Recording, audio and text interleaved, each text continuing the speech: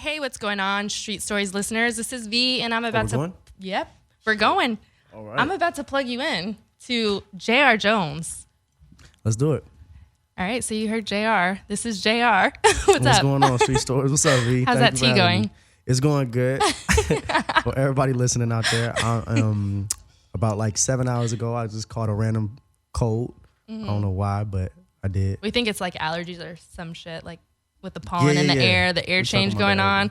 We got Nemo in here too from Tastemakers. Yes, What's Nemo going on? Marcus is in the building. Nemo. What's up? How y'all doing? Hey, Good. V-The Plug.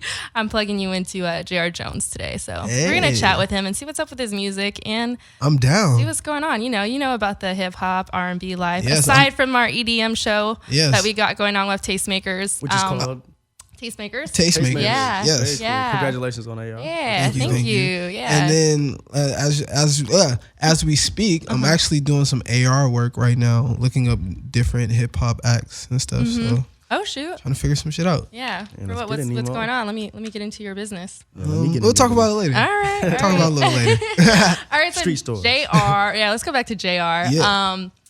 I met you very quickly Very at a quick. meeting, and I just got up in the middle of the room and I was like, "Hey, everybody, before you leave this room, come see me because I have an open mic night that I'm hosting, and I just got to put it out there, and I wanted people to come." So you're one of the people that came up to me, and I had no clue who you are and didn't know you're an artist or whatnot, and he showed up to my open mic night, Drop the Mic event, which went really well. It was at a Really dope. brewery. Did you enjoy yourself? I did. Yeah. That was really dope. Yeah, it was just random, just a random little open mic night for Street Stories, which is my other odd podcast that I do for school. But now I'm branching out to doing more interviews with artists, upcoming artists, SoundCloud producers, and whatnot. So this is actually the first. So for who's ever is listening, this is like the first episode of my own Street Stories for my music. Oh, bro. And yeah, I'm so glad you're here, Nemo. Bro, I'm happy to be here, especially because of this. This is history right now. Yeah, It for really sure. is, and I'm honored to be your first Thank you.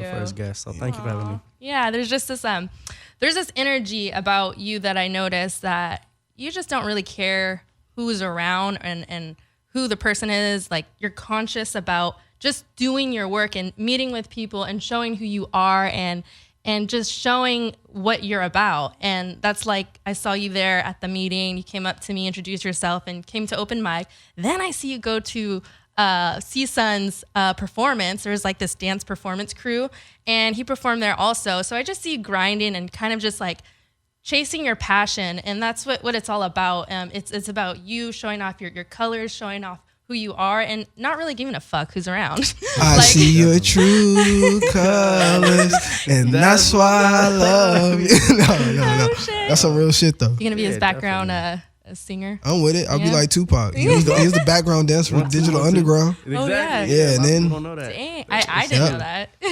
Ooh, hip hop history with Yeah. Nemo. Hip-hop history, definitely. Hey, I'm learning But just too. to throw it back at you, I think it's like the law of attraction. I think one of the reasons why I reached out to you, for everybody that don't know, she got up in this crowd of people, and I was like, yo, this girl's got some balls, bro, for her to get up like that and just be like, yo, we got this event coming. I'm like, I just want to come to the event. I really wasn't even gonna perform at first. I just Oh, wanted yeah? to come through, and then I Okay. was like, you know what, actually, let's just do it. Yeah. It'll help her out. It'll help me out. And you're definitely somebody I want to look at in the future and be like, Yeah. hey, I remember when we were both grinding at the beginning. You know what I Yeah. mean? Because it's definitely something I'm sure you guys could relate to with us being in this industry and stuff like that. When you see other people that are really going after their passion, it's like, I got to follow this person. Or I can relate to you on a certain basis because work ethic is kind of like, it's the same across platforms no matter what you're doing. Definitely. Yeah. It's that energy that when you're around someone, all right, this person's just in their zone doing their thing. Good people to connect with. And you can always learn from that too. Like, you can always teach somebody something, and they can teach you something. Yeah, so let's get into your music. One thing that I did once I met you, I was like, oh, okay, he's doing his thing on Instagram. There's little pieces of videos of what you do, and one of the videos that sounded out to me was one video that you rapped in Spanish with. Oh, and bad motherfucker. Yeah, Yeah, Or bad bad motherfucker. MF. Bad Whatever you wanna MF. call it. And I listened to that, and I was just like, dang, he's multi-talented. You know, he can speak Spanish, he can rap, you can even sing, which is pretty cool. Like, you just have a good mixture of overall stuff. So I'm gonna just introduce that song. That song? Yeah. Let's do it. That is one that caught my ear, and I just wanted to have everyone hear that just to see like your vibes, and I really like that. So how did you get started in seeing the vision of your music? What did you see when I first started? It's funny. So my dad did music when I was growing up. So as I was a little kid, grew up. He was like an aspiring R&B artist, and then he actually was like a little child star, like in a little boy band, like they were touring and stuff like that. Maybe I know, because I'm an old school, not like that R&B soul like fan. Like like Commodores or like Get the fuck out. You know what the Whispers are? Yeah, Oh, hell yeah. See, me and Nemo both know.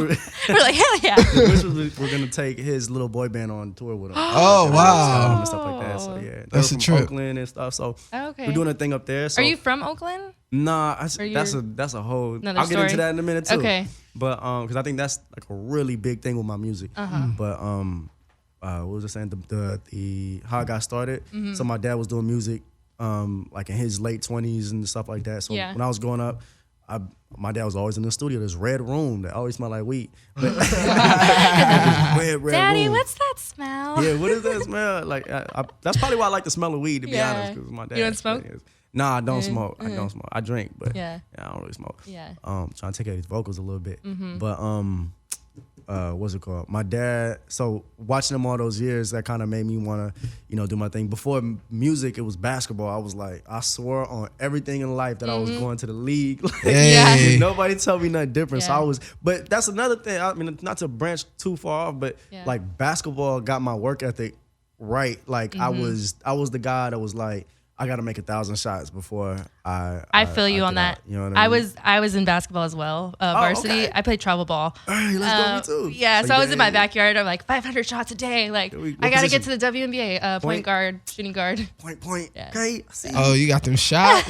Hey, I still can stroke, We have so to check up. I'll get both of you on the court. Oh, I'm Let's with it. go. We'll play Let's some run pig it. or something. Yeah, man. I wanted to. The fuck is pig? I heard around the world. Horse. Oh, I just call it pig because it's easier. 3 shots. And 3 you're out. shots. oh, that's okay. Yeah. Yeah, man. I think So basketball? Basketball like made me real Made you- competitive. It really helped me with my work ethic, and I wanted to be in the league. So there was one day when I was coming home from practicing, and my dad was he had his home studio and stuff like that, and he was like, "Do you wanna make a song?" Yeah. And I was like, "Man, I'd be a dope rapper." Yeah. And this is when I'm like 15, 16 years old. I'm like, "Man, I'd be a dope rapper." Yeah. So he goes, "All right, well, come on, show me something." So at this time, he wrote the song for me basically, and I tried to write a little bit, but he wrote the song for me. The song was trash, my first song, but to me it was like, okay, What was your first song it's called? all right. I don't even remember. What do you remember? I think We have Jared Jones' brother in here too. He's filming. Oh yeah, my little brother. Little bro. Shout out to Malachi. Malachi. Jones. Is that your only brother? No, actually, I have. Yes, he is my only brother. It's my angel right here, man. Oh, that's beautiful. How far apart are you guys? 6 years. Okay. 6 years. Yeah, and then I got 4 other sisters now. Wow. Yeah, How old are you? one stepsister. 24. 24. Okay. Yeah, I'm 24. Cool. But yeah, I'm the oldest. Almost a So- quarter of a century. Almost a quarter of a century. Yeah. It's kind of scary, but you know Yeah. I know, right, what I bro? mean? Like time, where's the time going? I know. I man? turned 25 in January. That shit coming around the Damn, corner. me too. Dang. So there we go. We in the same boat. January what? 2nd. 19th. That Capricorn love right here. I'm gonna stay in my fishbowl over here. I'm a Pisces, so Okay. Okay, hey. Y'all You should evil, be but emo. hey, it's all good. yeah. Me and Rihanna get along, and Justin Bieber. We're all Pisces. We're all Pisces. But so yeah. you were telling me about your dad wrote your first song, and Oh yeah, so he wrote my first song. Then I think I did a couple more songs with him, whatever. And then one day I was like, "Yo, Pac, would you let me I know how to press record. Like I learned Pro Tools, and I was like, I know how to press record and do all that stuff. Can I just record a song by myself?" And he's like, "Yeah, go ahead. Here's a beat. Just pick one of these beats and start doing on it." And that process, right there, there was the first time I was by myself and I got to write. And the song was probably trash. I mean, it's supposed to be. It's your first songs. Right. You're not about to get out and start hooping and doing all kind of crossovers. But to me, which is what matters the most, the song was great. And it was that feeling you get when you hear that a new song by your favorite artist and you're like, yo, this song is crazy. I just want to keep playing this shit. Yeah. Like, If it's not the song, next. Exactly. If it's a song and you can handle it for more than like halfway through the song, then it's it. Like Then it's it's like, it. all right, this is not bad. Right. So like imagine having that. That's why I always describe it like that. Like imagine having that but you created it. Yeah. So everything that you like in a song, you made it. So you know what I'm saying? It's kind of like, I don't even know. Yeah. But that's the best, that's That's the the way to explain feeling it. That's and the feeling that you get. And it's like this Mm-hmm. euphoric feeling. And I fell in love with it from there and then started making music from there. And then within the past couple years, I kind of just taught myself how to write better, how to produce, how to mix and master. Do you write all of your songs? Absolutely. Okay. Absolutely. Yeah. That's dope. Write all my stuff. I produce all my stuff, everything from top to bottom. That's why I don't have no time for nothing. Wow. Like it's like it's like a machine, kind of like Yeah. you going to, it's like a production week. Then you gotta. I also cut my own videos. Like if I could shoot myself, Yeah. you bet I would be shooting myself too. That's So, crazy. I mean, like with me learning this whole podcast stuff and recording and editing and producing it, basically it's a lot of work. It's like you got to put in your time because you have a vision of how you want yourself to be perceived, your sound, your look, everything. And it's hard to be all in one, when you have to be present in everything you do. Exactly. And no one's gonna put that effort in that you're gonna put in. Yeah. Like you got to know that like if I make this cake, I'm gonna make sure this cake got everything I want in it and it's cooked the right amount, that it's not missing no ingredients. Like I'm gonna take that extra time, whereas another motherfucker might just throw that bitch in the oven and be like, here's I'm your cake. curious. Come on, flat as fuck. I was thinking about this the other day, and I was wondering, what do you guys think about people who don't write their music, and like, I mean, and people who do write it, and then they do make music, but they're not like the stars, or their music doesn't just pop. But even though they did make their own music, how do Nemo and both of you guys, how do you guys feel about that? Some people like to ghostwrite. Some people don't like to be in the limelight, and just, I want my music to be heard, but I'm not a fan of having the paparazzi on me and people coming at me taking pictures. So you perform my song, I just want to make the bread. And then I was thinking about, how Drake came out and like wasn't writing his music and stuff, and everybody was bashing him. But then when I was thinking about like, how many like endorsement deals this dude has, and he has to travel back and forth. Sometimes he don't have the time to write his stuff. So maybe he has a homie like, yo, I'll throw you some bread, write me something real quick. Right. And if people do their research, like he's an amazing writer. Yeah, he is. Amazing writer. Like a lot of the hits that you like from him, he wrote those. Exactly. I mean, I think that was difficult about I saw the you question. turn your head when you asked that. Yeah, I think what's difficult about it is like he said, you have different like like for me, for instance, I'm huge on songwriting. Like that's the whole art to me. Right. So like to me, it's a very precious thing to me. Like so maybe like for not to say I would never let somebody write for me because that's like immature to say, but like for me to give my music to somebody else, it would have to be like, I don't know. It would be really I feel that same way, bro. Cause like I grew up, my dad was a gospel playwright, and I used to watch him write. So that's writing is my passion. I love to write. So like I sometimes be thinking about when I do a song, like would I ever give this somebody to rap? Like no, I just want to rap my own shit. I don't even care if it sucks, but I just want to do my own shit. I think I could see myself maybe giving it like if I just could not. Let's say I wrote it in this high octave where it's like I just cannot hit these notes. Right. But this artist would sound amazing on it. Then maybe like that's how it would work. I don't know if that. It's a tough subject. But see, like I would ghostwrite. I wouldn't mind ghostwriting. Like cause I'm writing a song in your perspective. I'm like learn something about you and I write it for you. Right. Yeah, no, I was just, that was crossing my mind this past like 2 weeks because with the whole Cardi B and like her not writing her stuff and all that. Well, but come on, you don't. A lot of people don't like Cardi B for her music. They like her for her personality. She's fun, bro. Yeah, exactly. And that's what I think about writing your own shit and then people writing for you. I think everybody brings something different to the table. If your thing is more like personality, connecting with the people, connecting with the culture, like I think that's all fine if you don't write your lyrics. And there's just different forms of it, of how it comes out. We all have different talents, different gifts of what we do, and it just so happened you're like all rounded and like knowledgeable in all you do, and that's super dope. I see it in the way you hustle your work ethic and like what you're Right. doing. So I just don't think that. mad respect for that. It's hard. Thank you. I appreciate it. Yeah. I think one of the things that always is like heavy on my mind, but again, this is, I'll say that after, but whatever. I think that songwriters they should get like more credit, but then some of them don't want the credit. But like, if you think of your films, like, right, if a film comes out and it says written by Martin Scorsese, you gonna check it out. Hell yeah. Like, oh shit, Martin Scorsese did this shit. I'm out there, you know what I mean? But if in music you don't really get that, you never know. So you never know that Neo wrote Mario, Let Me Love You. Like, and that's a huge record. That's like was big for his career. You know what I mean? But so I just think in that, if somebody like Neo, who obviously wanted to be a star and wanted to go on, I think somebody like that, it should say something like Mario, Let Me Love You, written by. If the writer wants that, you know what I mean? But I think there's the industry politics and it all depends. All depends, because some of those credits go into if you get the hard copy, you know, you get the where they recorded the song at, and then get the songwriting credits. But you know, right. As far as like I totally agree. I think that when you think of like I'm thinking more like that the public knows. Like when you hear that Mustard on a beat, like you know that's Mustard. Right. Yeah. You know what I mean? Like he put his tag on it. Or when you hear anybody's tag, it's like, so maybe they should have a tag, or maybe they should have but then again, you get that thing where the songwriters don't really want to be, they want to be in the they don't want the spotlight. They rather chill. But I think for the ones that do, is my only point. The ones that do, I feel like they should get that credit. I think that's where it's wrong. I feel that. You know what I mean? But if you want to stay, if you want to be you want to be a ghostwriter, or not ghostwriter, but if you just don't want your name out there like that, then keep doing you. I know some amazing writers out there. Shout out Kez. Yeah, shout out. Where can we hear his stuff? Kez? At Kez Ross, I believe is his at. At Kez Ross. I mean, you know what? I'm gonna plug him. How did you connect with him? So I got this record. If I remember correctly, Kez, don't kill me if I'm wrong, but I had this record called Running Back that I released a while back. Actually, it was really dope. I released it when I was depressed, and it was like a really tough song for me to write. Yeah. But I released it, and it must have resonated with him around that time. He just was on my IG, and he found me, and he's been supporting me ever since. And this dude is a monster writer. Like what's his name again?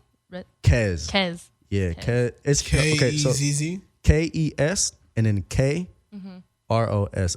So I don't know if it's Kez Cross. I think that's what it is on this thing. But I just call him Kez. That's my boy. That's dope. Much love to him. He just got a platinum record for some singles that he wrote for Chris Brown on that Heartbreak on a Full Moon. Nice. Oh, I actually like that album. I can listen to that. Like he wrote that song, that Heartbreak, the song Heartbreak. Yeah, Heartbreak. He wrote that. So it's like, that's just one of my big homies. So big shout out to him. He's always, his pen game is incredible. So big ups to him. You were telling us about your writing as a kid and with your dad, your relationship, and just finding music as that is your pathway. Yeah. And from there, how was it in the beginning different from now? Like you went through probably like some transitions of like how you saw yourself and whatnot. So what was that transition like from wanting what you wanted in the beginning and now being present now today and doing stuff differently? Like how?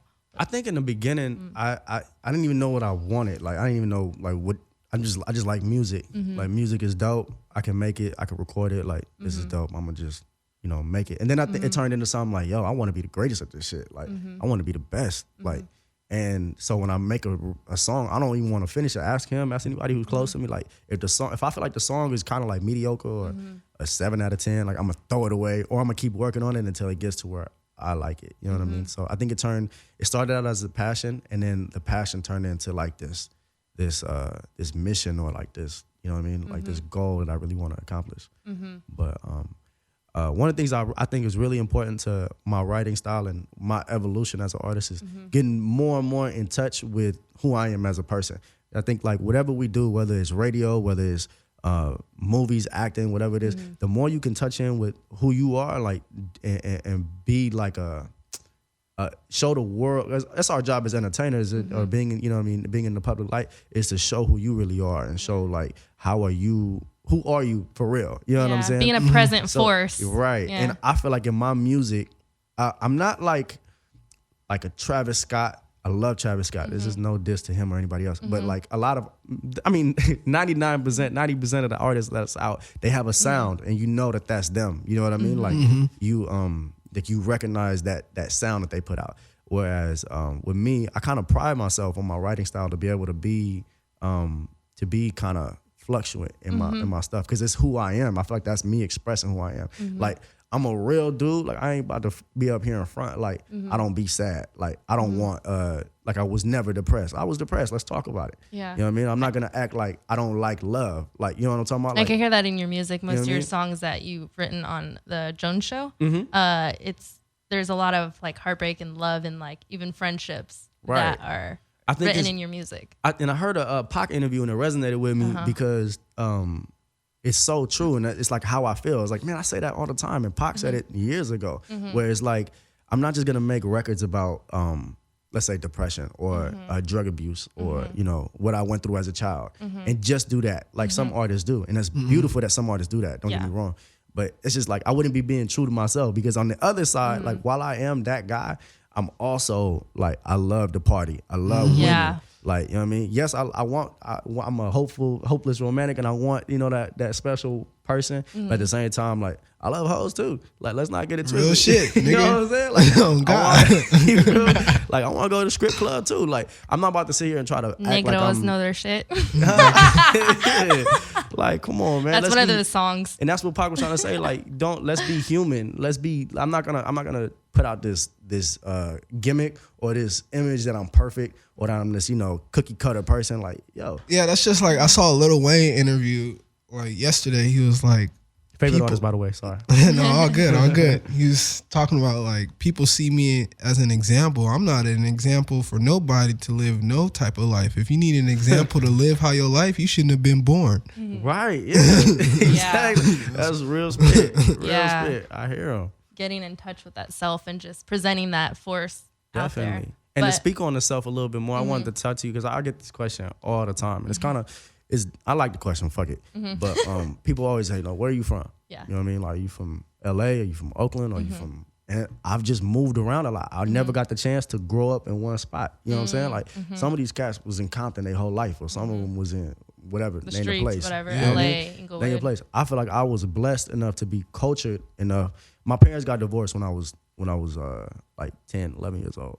And after they got divorced, my dad was going through drug abuse problems. He was locked up. He was just, you know, going through a dark period in his life.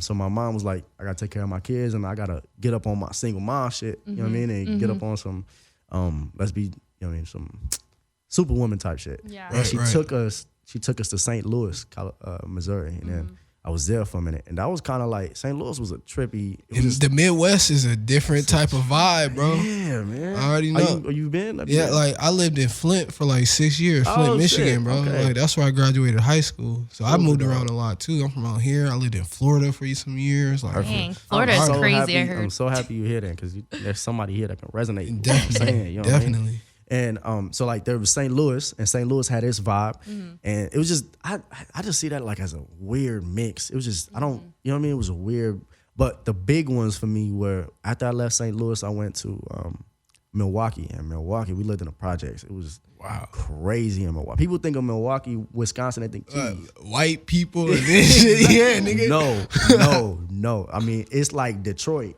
like dead ass. I was culture shocked when I went there. Oh, let me rewind a little bit. My bad, man. Before we left, I was in this city called Grayson, California. I know y'all ain't never heard of it. It's up north, kind of like an hour north from Sacramento. Yeah, I was just about to say I've heard of it. I've actually heard of it because I got family in Pittsburgh, California, and my auntie live in Pittsburgh. So they be talking about up that way too. Like super dope. Yeah, Grayson was actually going to be the capital of California before. Dang, yeah. Fun fact. I have no. I didn't know that one. It's got like a population of like 5,000 people, but it's like Little Mexico. So you got to think. That's how I know Spanish, by the way, too. Because I'm half Mexican. Fuck. All right, we keep going backwards. No, it's all good. It's all good. There's no order. There's no order. Like I'm not all structural here. Like you got to do this and this. No, you're good. You're good. I keep jumping back in time. But yeah, so I'm half Mexican.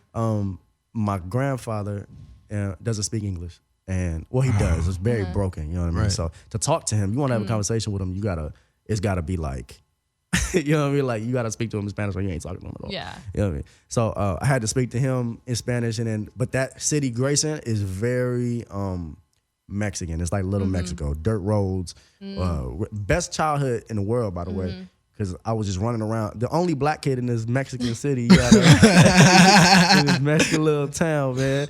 But ripping and running, I was in the river. I'm on top of roofs. That was the best time as a kid. We ain't had the shit that we got today with the iPads and shit. Yeah. It was the shit. Anyways, so we moved from there to St. Louis, from St. Louis to, so you got to think all Mexican neighborhood.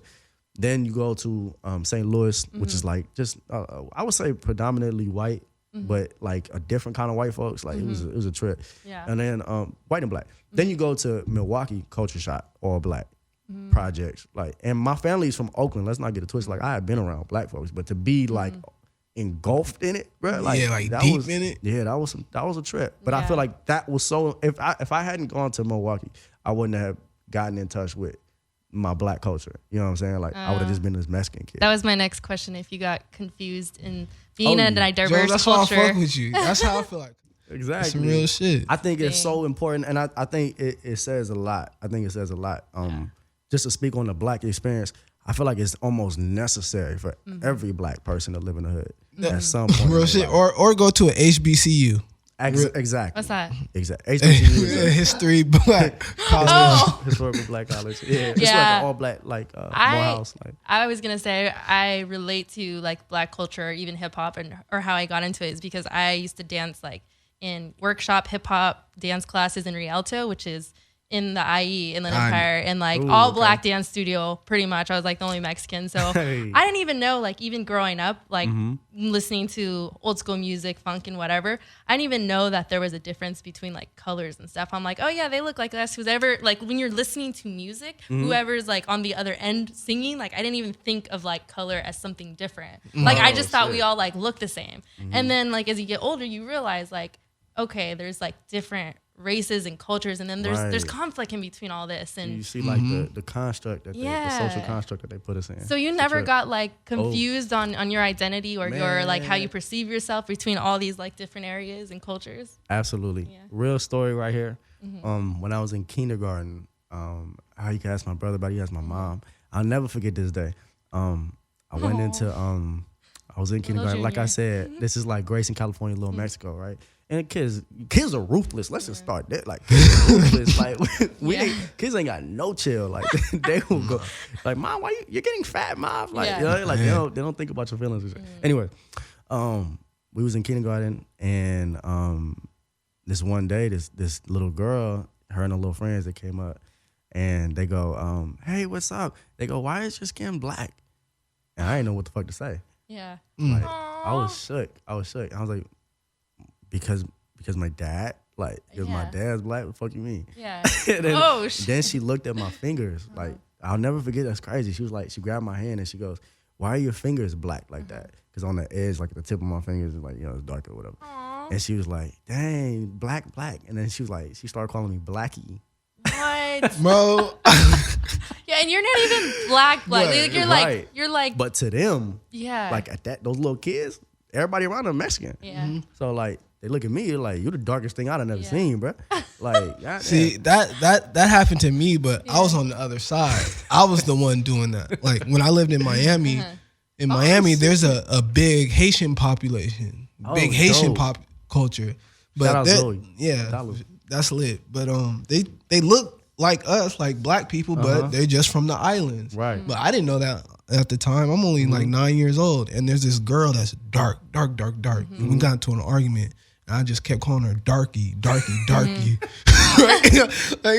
I think it is funny at the time. I ain't give a fuck. She black just like me. Right. Yeah. But like the teacher, she told the teacher, and the teacher got in my ass. Made me do a whole history lesson about culture, black culture, and the slave trades and the different things. And it made me relate. Like we are still all one people, no matter what.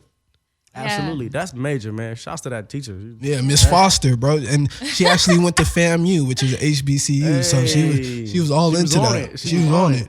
And I think we need more leaders like that to educate us on where we at. Like not until I got to CSUN. So you went to CSUN. Yeah, I was so confused because you told me when we were on campus and we were at the meeting, you're like, oh, I used to go here. So when did you graduate? I just graduated this past summer. Oh, okay. Congratulations, bro. Thank you, my brother. Thank you. Hard work. Yeah, man. Yeah. But I was gonna say something about that. Oh, I was gonna say it's a trip how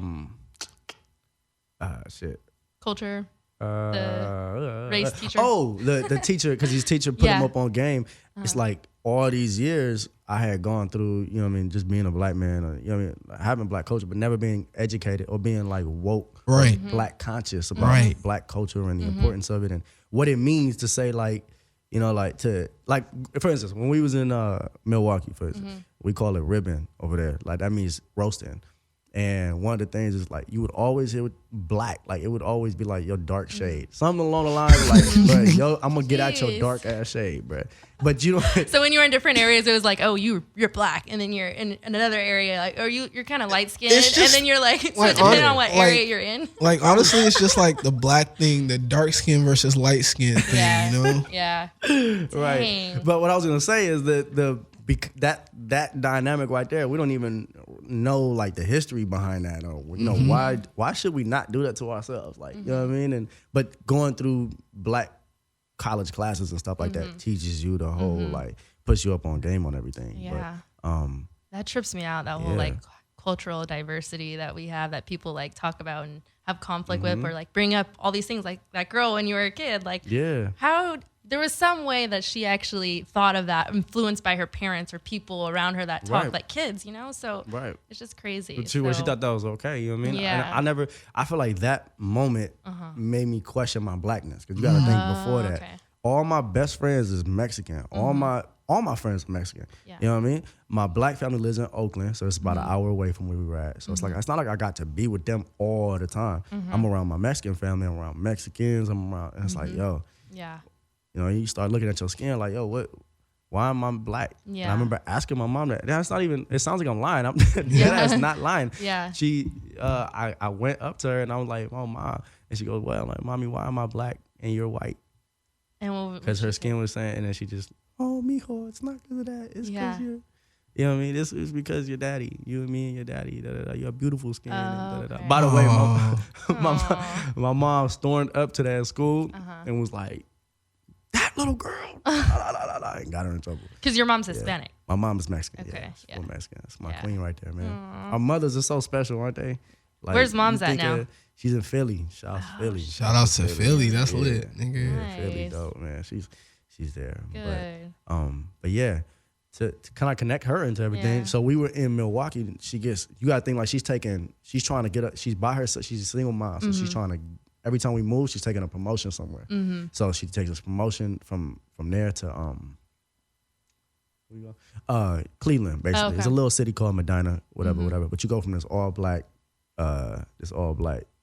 community to this all white community. Like it was. Were you culture shocked by that? Again, like 3 times. Was there like a lot of farmland where you was at in Ohio? Nah, there's a lot of green, like not like here in Cali. There's a lot of green out there, but it is very like suburban. Like that's how I would describe the shit.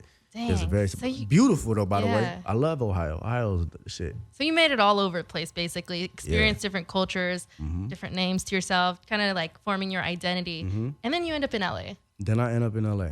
And what changed for you once you came here? I felt like LA was like the okay, you're done cooking. Like, we're going to put you in this crock pot and we're going to keep adding ingredients to you. And when you get to LA, it's like, boom. Okay, now you're here and it's your time to, you know, do your thing. Like, now show the world, you know, why I did that for you. Yeah. Like, you know what I mean? So you hear that in my music. So, like, when you hear the Spanish thing, is because I grew up with Mexican culture, listening to Suavemente. Tell me you don't get up when that song plays, bro. Tell me I you don't know that. get up. No, I don't smash. I know that. Exactly. So, like, tell me you don't. And I think the beauty in it is, like, the deeper we get into ourselves and into our culture, like, the more, like, I had to go do my research. Like, I wanted to learn Mexican culture. I wanted to learn black culture.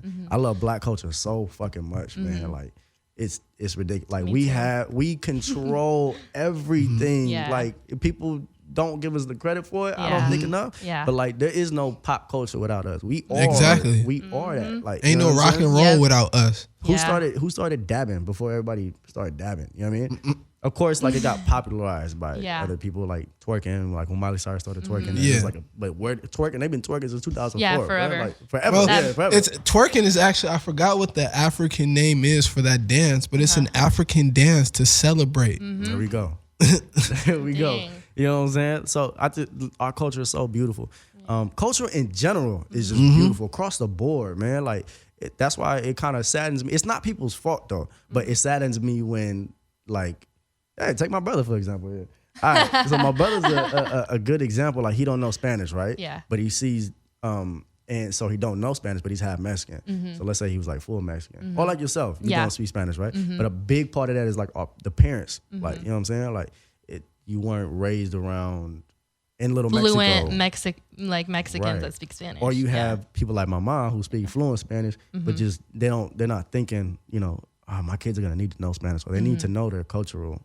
So let me, you know what I mean. So then you get things where like you don't know Spanish, he don't know Spanish, so now he can't talk to his grandpa and have a full conversation with his grandpa, and it like hurts his feelings and shit. You know what I'm saying? At the same time, like I stress to him the importance of like, y'all listen to this shit. I dead ass, believe it or not, y'all, I dead ass listen to banda music. Y'all know what that is? Yeah. Like the fucking like I let you go through my phone right now. Yeah. Like Dang. list and of banda music, and I actually like it. It's not like I kind of had to force feed myself at first, but I'm Yeah. like, no, this is my culture. I gotta fuck with this shit. The same way I fuck with Lil Boosie, Yeah. is the same way I gotta fuck with the bandas. You know what I'm saying?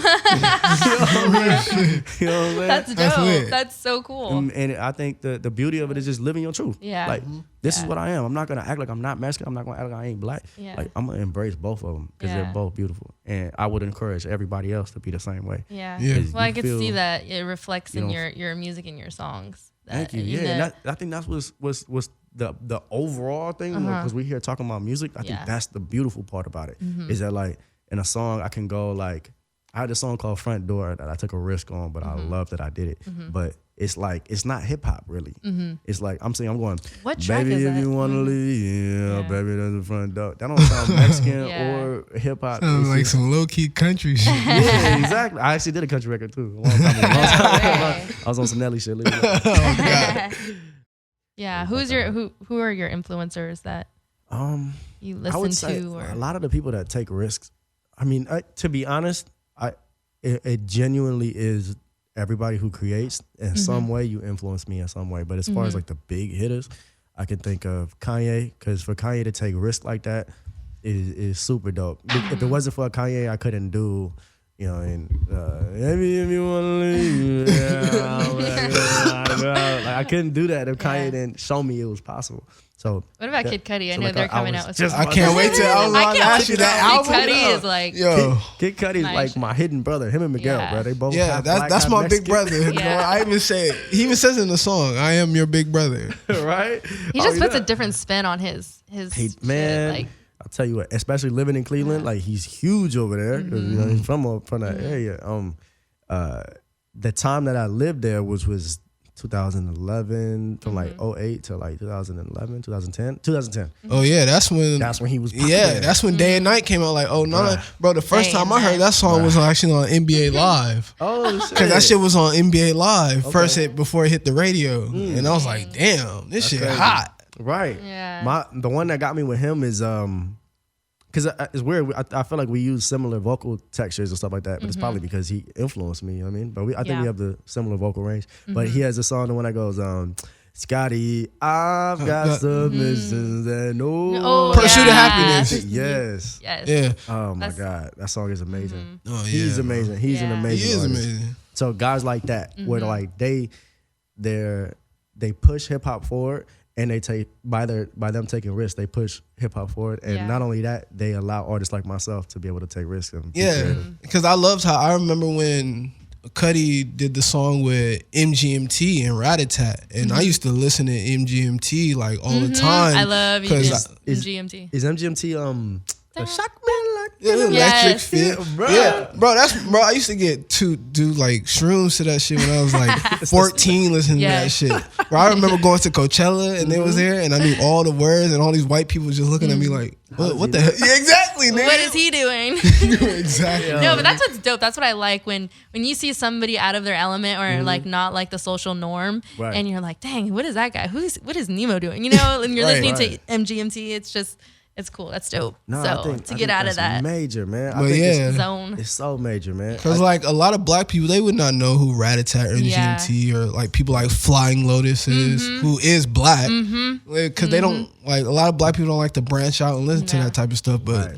they are real influencers As I out like here. to, I feel like too, a lot of our people will listen to it, but we ain't letting nobody know we listening to that though. Like Yeah. I'm blasting that what's that song by Fifth Harmony? We got an inside joke. Harmony? Fifth Harmony got that joint that boom, doom, doom, doom, doom. Oh yeah. You don't want to go to Okay, work. Oh, with Tidal song. nigga. work. Yeah. Like you can't be hard playing that Yeah. in the car, bro. Like you gotta chill. Yeah. But yeah, I think songs like that are amazing. That MGMT song. Did you wait? Did you see Cuddy on stage? No. No. Yo, that was crazy. When? I thought that's why you said that. Because we were talking about Kid Cudi, then he brought up Yeah. MGMT. Yeah. Well, you're talking about at Coachella when Yeah. they, Oh. He was when, dancing? yeah, when he was tripping out. When he, yeah. Yeah, Oh my yeah. God, What That happened? was so amazing. Cause He was at Coachella? Yeah, so Kid Cudi did his show first earlier in the day, and it was pretty. Cause I've seen Kid Cudi before. Was this week one or? No, or just second recent- weekend. Oh, It was the second this weekend. weekend. So it just happened. No, not Oh, this recent. what was This it? is like 3 years ago or something like that. I was like, And- dang, he already came out. I thought that was recent. That wasn't recent? Oh, When he's on stage dancing? I guess he did it again because I went to a Coachella No, where I'm tripping. because he went on MGMT's set and started when they played the When song. he's just rocking out. Yeah, Just- rocking out, tripping. Yeah. That moment made me so happy. Just as a person. Like, he's just on stage, like, just like, you could see the music through him, through the way he was moving. He's just rocking out for like Yeah, 3 bro. minutes straight, Yeah. bro, like nonstop. Did you guys know that Kid Cudi did a TED Talk? Like, No, can you I didn't imagine? know Kid that. Cudi, little bro seen it filming. Wow. Okay. Yeah, he did a TED Talk. It's pretty interesting because I think he just went freestyle, just like his About music. what? Just that's a good about question. his like come up of like music, what he thinks about life and stuff. Mm-hmm. TED Talks are usually just more about like learning experiences and like how he sees himself and like the major thing about it was his like depression or anxiety. Super dope. I thought that was dope that he opened up about it and just talked, Absolutely. But yeah, so I those think- your influencers are like Kid Cudi, Kanye. Those two guys. I love Lauryn Hill. Lauryn Hill is like a crazy influence. Lil Wayne is my absolute favorite. Like that's who I grew up with when I was in Milwaukee. Now we're talking 06, 07, 08, 05. Like, Yeah. From 2005 to like 2008. He was so hot, bro. Yeah. Like, he Yeah. was- Mixtape you know what I'm after talking about? mixtape after. Dedication 2 is my life. What's your favorite Wayne line? Oh, that's hard. No. What's your favorite That is Wayne so line? hard. That's hard. I'll tell you this: when you listen to my, I can't pick one. There's no way. Yeah. But when you listen to the way I write, when I'm being lyrical, I'm lyrical the way I am because I'm influenced through Wayne. Like his punchlines to me, like that's great. So you say Writing, Dedication 2 was probably your ultimate mixtape? by him, yeah. Yeah. Mine was The Drought 3. The Like the drought, drought? yeah. Yeah, The Drought 3 Dope. was because I remember that was my 7th grade year, bro. Yeah. Same. I thing, was in high school. Same thing with Wayne. Yeah. Like we're talking about Kid Cudi, we're talking about Kanye. Kanye. You people like those 3 artists.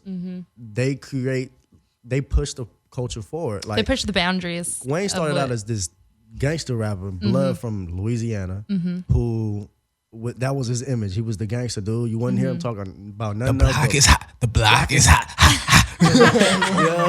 Yeah, that was his thing. And then he fucked the game up when he Yeah. came out with fucking How to Love and shit, remember? Lollipop. Like La la that was like a wild. lollipop. Yeah, Before that, that- he wasn't doing all that. And then Kanye jumped on the remix, nigga. Like, Yeah. It was like a revolutionary time of music in hip Yeah. hop. Yeah. I feel. think we need that next like revolutionary Right. hit or like that next wave because like they say, mumble rapping is. Well, the right SoundCloud now. wave was here. It's kind of here still, but it's fading out a little bit. But Yeah. that SoundCloud wave took over.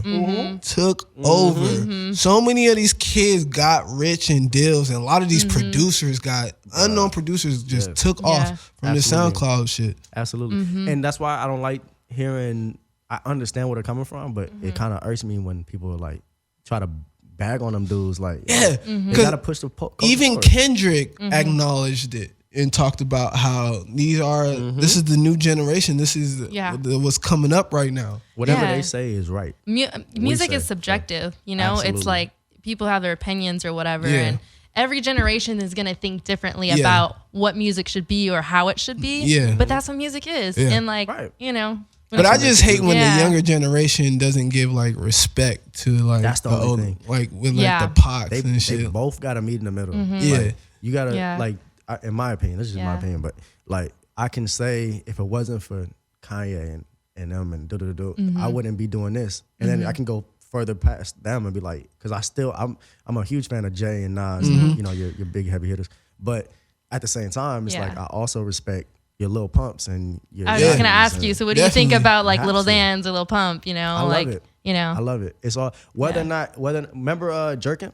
Oh yeah. When all that stuff came out, Nigga, I was Let me making bust it jerk out. videos and shit, okay, bro. that was huge. Like Yeah. that movement. Yeah. That was Like- the whole sound. Where would YG be without the jerking movement, bro? Oh, Where yeah. would mustering him? Because they Exactly. took over LA with that jerking shit, bro. Everybody was wearing skinny jeans and bright colors. Bro, Tooted and Booted was out 2 years before it hit the radio, my Thank nigga. you. Playing That's in the what I'm saying. jerk functions, my nigga. YG was wearing skinny jeans and shit, Yeah. nigga. Like, That's come my on. point.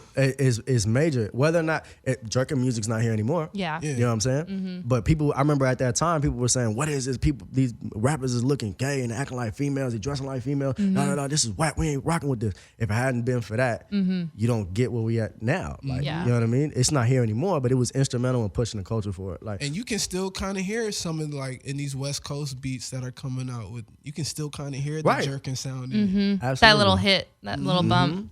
I think Yeah. that's dope. I think what was happening too in hip hop, especially with hip hop going like mainstream, what's happened is, in my opinion, from what I hear, is that you get like rock, like white folks music. So you get rock, you got white pop, you have white just alternative music. Yeah. You take that and kind of fuse it with hip hop. I think that love what that. keeps happening. It's Love beautiful. that. It's beautiful. I love that. Yeah. Starting with people like, but again, it's like if people don't take risks, Yeah. like Jay-Z doing the Linkin Park thing. Yeah.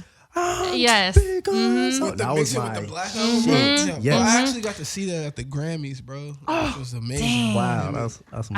I love the gap in the and branching music like that together. Like when I actually moved out to LA, I wanted to be a DJ, a girl DJ, and still I do it? always had still the do ear of like the old school because I grew up with old school funk and like family parties, you know, the whole Hispanic culture. But like we would listen to like I mentioned earlier, Commodores, Earth, Wind and Fire, Super like dope. all this funk music, and I just always loved that. And so I was like, man, I want to make music that people can appreciate today, like you know our generation and like younger people. But I want to put that music into this. And Right. who's doing that now? Bruno. Bunch of people. A bunch of Bruno, people, yeah. Bruno, is Drake. Like, Bruno is our generation. Yeah. I don't want to say Michael, but he's up to that where he puts out hits where we can tell our kids, bro, Right. like, this is what we was listening This to, what we- jamming on the floor and shit. Right. You can't take know? nothing away from that. Yeah, man. and All then our like grandkids. with Drake, with like mixing that Lauryn Hill in there, and just like Yes. just taking instrumentals. Like that's what I always appreciated about Hey. the music, taking the instrumentals and throwing a different spin on that. Yeah, like because like- there's good music, it's good beat. I really you know? want to, because I don't like to say I'm a Drake fan, you know. Yeah. I appreciate his music. A lot of a lot of But- people aren't. I've recently been like hearing even on the radio like just But I people. really that. like how he put that New Orleans bounce in that song and really the, kind of put it into the nation. What was the Like, first thing he said in that song? Remember before it started? yeah, it has Big Frida. It He got said, Big "That's that Frida doing that shit. Louisiana." Yeah, Before and it like they they did an interview in New Orleans and they were like telling Drake like we appreciate he did that because a lot of people try to come in and make the New Orleans bounce a mainstream, but they don't do it Wait, right. what song is it? I'm sorry. What's the one he did The the Nice for video What? video with all the females? on the newest one he just Lauren, dropped. was Lauren Hill. Nice for what? Nice for what? Yeah, it's nice for what. You gotta be nice for what? So that's Yeah. Big Frida talking in the me, beginning, can't which for is the big New Orleans bounce Yeah. influence. And for the people who don't know what New Orleans bounce, it's a type of dance they do with twerking. I didn't know that. I didn't know that either. The Yeah, New me it's from New Yeah. Orleans. I used to watch it when I was like in like 6th grade in middle school because I used to be like, damn, them girls are shaking. Like, just like Yeah. I wasn't thinking about the sound at the first. I was just looking at the videos for the ass, and then later on, I got the sound. I was like, man, that's some new I'm shit. gonna look and that up. It's I didn't know never that. been mainstream, you know, until like Drake just hit it right Yeah. now. Right there. And he did the same thing with bringing like the dance hall sound to light with his whole thing. Yeah. I personally am a huge fan of his, just because as an artist, it's like that's what we dream of, or me personally, like you dream to be able to deliver like that, where you can say whatever you want. He delivers like hit after hit after hit with like simplicity too. Like he ain't doing a whole bunch of stuff. He got one track, one, like, you know what I mean? Yeah. Crazy. And you know what I was gonna ask you about the way you produce, because we just talked about how you write your music and you produce your music. How do you come up with the beats or the sounds of like what you want? I know it's easy to write something, but then when it comes to the beat, I'm sure it's a whole different thing for you to come up with the keys, the whatever instruments you're gonna use in it. Yeah, when it comes to producing, I feel like some guys, like everybody has their own different writing styles and their own different ways of creating. With me, it's always about the lead, which is like your piano or your guitar, like whatever that note that I need that before I can add the drums and stuff like that. You see what I'm And then saying? you got Like, Nemo. it's a lot easier for it to come together. It's a lot easier for But it to you come do that by together. yourself? You don't have other people that you work with Nah. with producing it? Man, I'm telling you, I'm like it's just me. Yeah. What happened was, I feel like I got forced into that corner where like you go to a producer and you trying to work with them and they're like, yeah, okay, cool. Yeah, you sound great on this record. Like it'll be $5,000 per. I'm like, yo, what? Like, or Dang. it'll be $30, but you can only lease it. You can only have it for a certain amount of time and da da da. Like if I had a crazy, Do you know the licensing side of that too? Like, have Yeah, that's what you've I'm been saying. put in those situations where you have to know the licensing, Right. how the And producing works, how much it is, the all way, that. right? Because a lot of artists don't know about that. I have Yeah, a girlfriend who definitely. raps and like, you know, when it comes to like The publishing recording and publishing shit, it's it's a major. whole thing. And That's I'm like, major. damn. So with me, like to speak on that, so that's why the price is so high, because they charge you a lot, because it's a buyout for the rights to the beat, so that you can use it however much you want to use it, or they might lease it to you, and you can, let's say you can use this beat for 1,000 copies, and then after that you got to renew it. But the problem is, that's how it works. like let's say you made the beat, right? And I lease it for you for $30 because I'm broke and that's all I can afford. Make the song does great. I got like 1,000, I sell 1,000 records. Well, now I come back to you and I'm like, hey, I want to release it again. Or better yet, I want to buy the whole thing from you. Like, hey, sorry, bro, I sold it. Well, now I'm fucked. I can't use that song no more. You Shoot. know what I'm saying? So do they take that record off, like Or- off of like the internet or whatever, wherever But you see, played it? I also heard Because like, there's no more. if they put it on YouTube, you lose all the rights, like right then and there. Like, say if you just throw the beat on YouTube, Like the producer? yeah, like if he throws it on YouTube, it's like everybody has it already, so you lose the rights. Yeah, I that's don't know what I about was that. asking. Like, so if you, let's just say you made that record or whatever with that beat, you don't have any more money to like, they don't have any more, they sold the rights to that or I would whatever. have to go talk to that person that they sold it to. Then it's up to that person if they want to lease it to me. So or what if you do put it whatever. on like YouTube or like whatever, it's already on there, would they take it down because Yeah, because I don't have the rights. don't Like, have the you get rights the anymore. copyright thing that'll say like so and so has created a copyright claim, and then I gotta talk to that person. This is a bunch of legal jargon and shit. yeah. That's like, so what happened was, it's like, it'd be like, okay, fuck it then. That's how it is. I want this song. I'm gonna buy the record. So let's say I paid 2 racks, 3 racks, 5 racks, whatever it might be. Now I own the beat. I own the song. It sounds amazing. I send it to an engineer. That's another $300, $500. Take it back. Now, okay, now the record's done. Now I gotta shoot the video. You know what I'm saying? Next thing you know, you down $20K. Like, Yeah. real, and we broke out here. Like, we ain't, you know what I Yeah. mean? We trying to come up as starving upcoming artists. Is like really trying to. So, what, like, you get to that point to where it's like, okay, now this Yeah. is the moment. And this is what happened with Making It Pop. I have a record that I did with Nefta Farrell, and I put all this money and time and effort into perfecting this little baby. Like that was my baby. Like, yo, this record is hot. I gotta hear that again. It's a dope record. Like, don't get me wrong. I still think it's a hit, and it might pop off. Whatever. But the point is, I put so much into it that like all this time went by, and I put out one record. Yeah. In 6 months. But then, I'm sorry. Go ahead. No, go ahead. I was gonna say, that I put in all this time, and then it's like, okay, now what?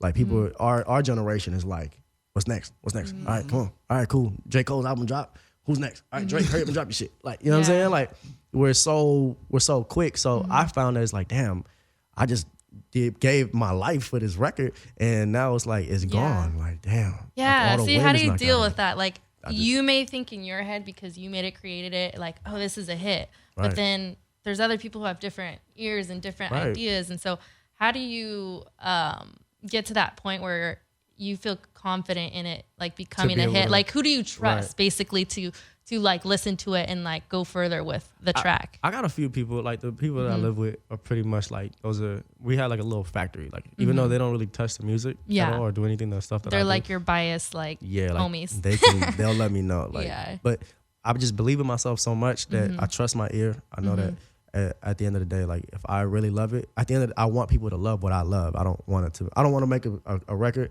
and like I know you like club records, so I made you a club record. You feel what I'm saying? And it's just for you. Like, now I'm not living my truth. So now I'm saying shit that I don't even do. You feel me? Yeah.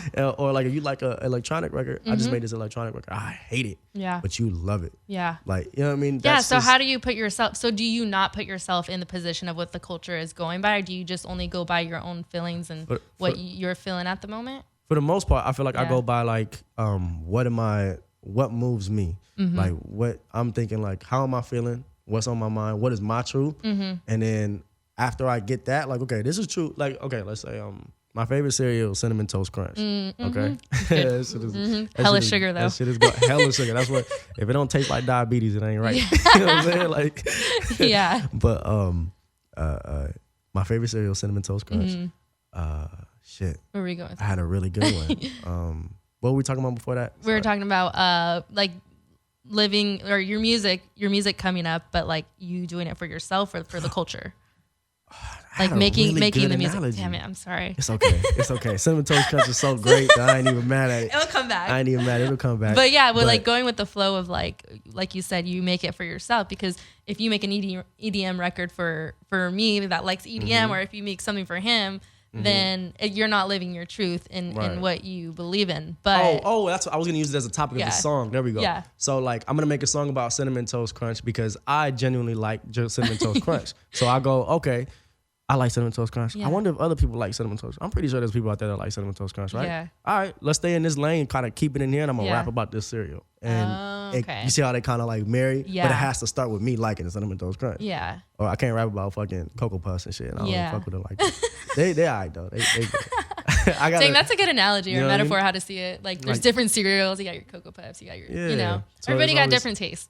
It just hasn't worked when you try to do it the other way. It's like not as honest. You know what I mean? Not as honest. No, I respect that and like feel that, because there's even like big people like Chris Brown or like other rappers. They make these albums and stuff, and they're not all hits. They're just like all like their experiences in life and whatnot. So I think there's a time and place for every like track that you need. Exactly. This is why we get along, Nemo. Yeah, it's not our own little thing, you know? I'm trying to tell y'all, we don't have to talk. Y'all heard it here on the first episode of Nemo and V. Okay. I love your name though. Nemo's name is dope. Nemo. It is hard. Both of y'all got hard names. You know what I mean? Wait, I was gonna ask you about your name, J.R. Jones. That wasn't your real name, or I mean, is that your real name? Okay, so we start from all the What's up with that? Woo. Okay, so I'm a junior. Let's start there. But my name is Michael Jones. So I mean, anybody who follows hip hop, can y'all guess why I couldn't go with that as Mike Jones? Exactly, Mike Jones. So I'm like, well, that one's out. Yeah. The whole school and everybody and their mama calls me Mike Jones. So I'm like, I can't do that. Could you that shit? Can you imagine that? Like, this is the new Mike Jones, the millennial Mike Jones coming up. With me switching schools and shit, like every 2 seconds. It was, all right, we have a new student. All right, Michael Jones, and somebody in the fucking corner got to do it. Somebody who? Like, fuck, bro. Fuck, get it out, bro. Get it out, bro. That's hilarious. It's so true. In high school, actually, side note, like on varsity, it was kind of dope. That was when it came through. Like we, your little intro to basketball. Starting at guard, number 5, Mike Jones. Oh, Mike Jones. Oh, Mike Jones. Like, thanks, Mike. Little I'm gonna intro have to, song. I'm gonna have to pound him for that. You know what I'm saying? But anyway, so that's why I couldn't go with that. So when I started rapping, when I was telling you about my dad, he was telling me, he was like, you gotta come up with a dope name. I'm like, all right. Well, around the house, everybody called me Junior. At this time, I lived with my dad, by the way. I moved away from my mom. Okay. Is your dad out here in LA? He's in a city called Modesto, California. Oh, okay. Yeah. I know where that is. Oh man. You know Modesto. Fucking nowhere. Just like it sounds.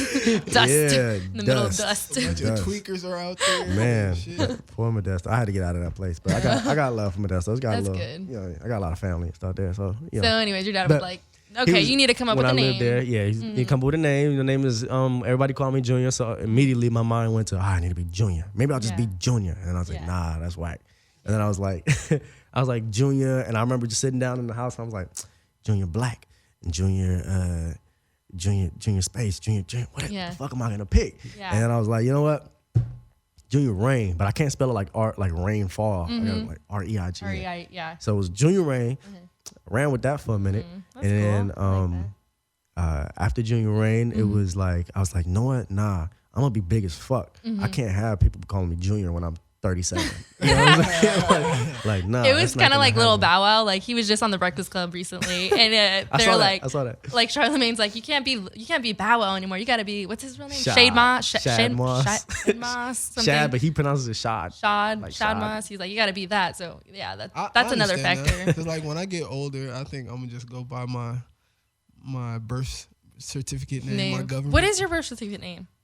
Yeah, keep that on the I back. say that off the air. Off the- Oh, don't never come reveal it. Don't never on. reveal Keep it. it 100. Come on.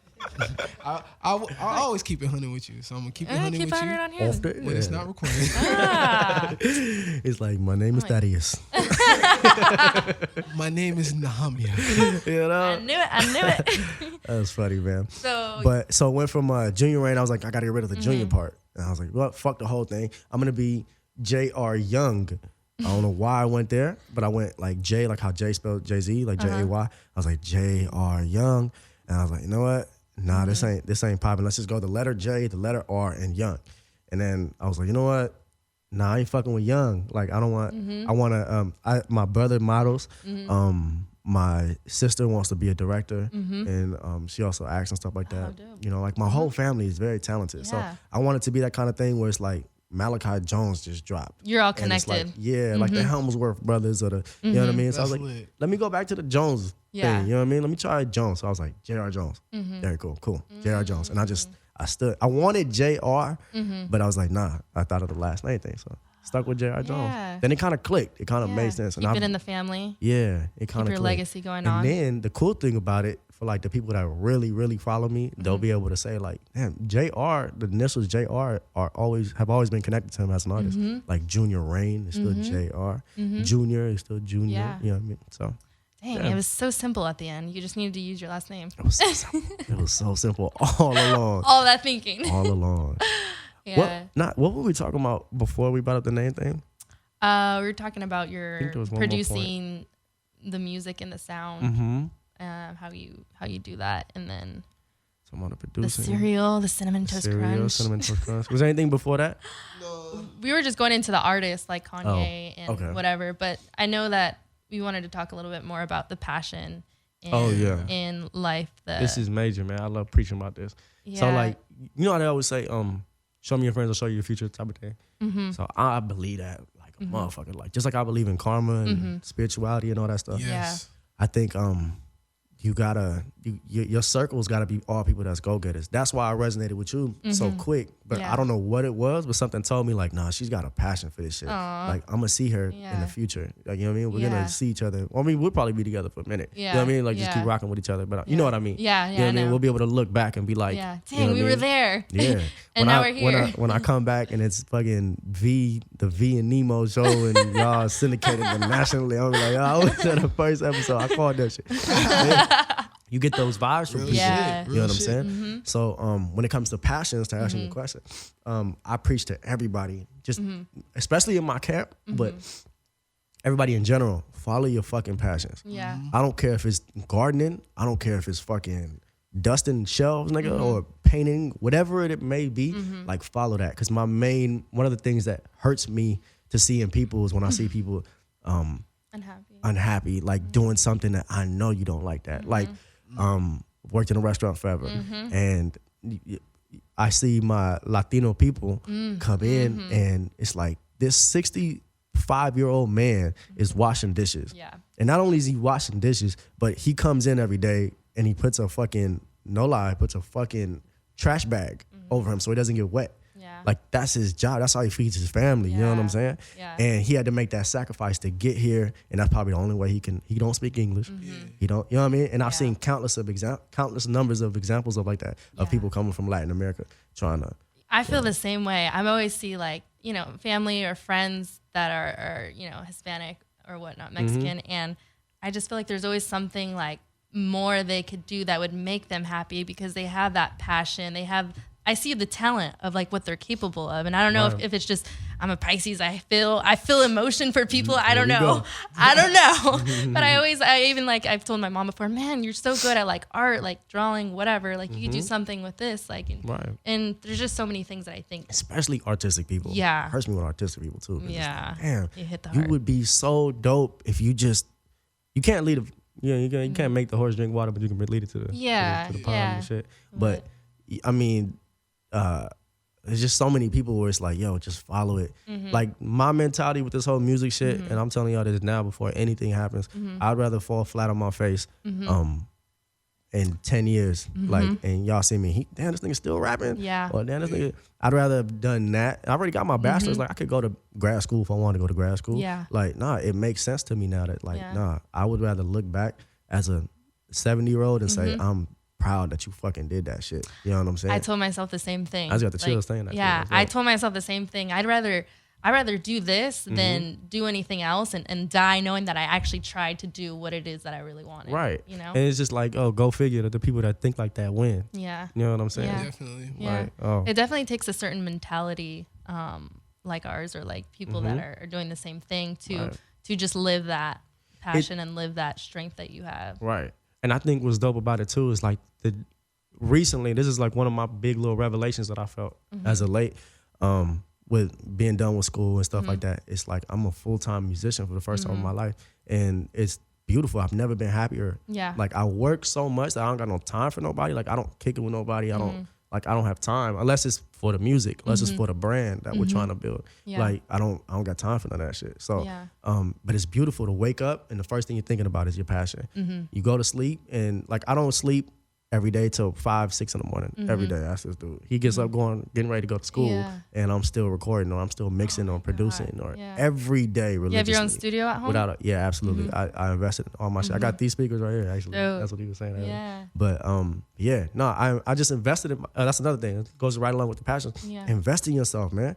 Like, don't be scared. Go. Like, you can do it. If you. What fucks people up, I feel, is they half step, or they think like, you know, nah, you really got to jump into shit, like, or you can do it later. Like, no, there ain't no later. Right. There's someone up doing that shit right now. I read something recently on Instagram. It was like it's the journey that you're gonna talk about later, the journey that led up to what you are then, than it is more of like, you know, other things, like the other stuff about like money and jobs. That's not gonna be the story of your journey of how you got from point A to point B. Like, he said, the dream is the journey.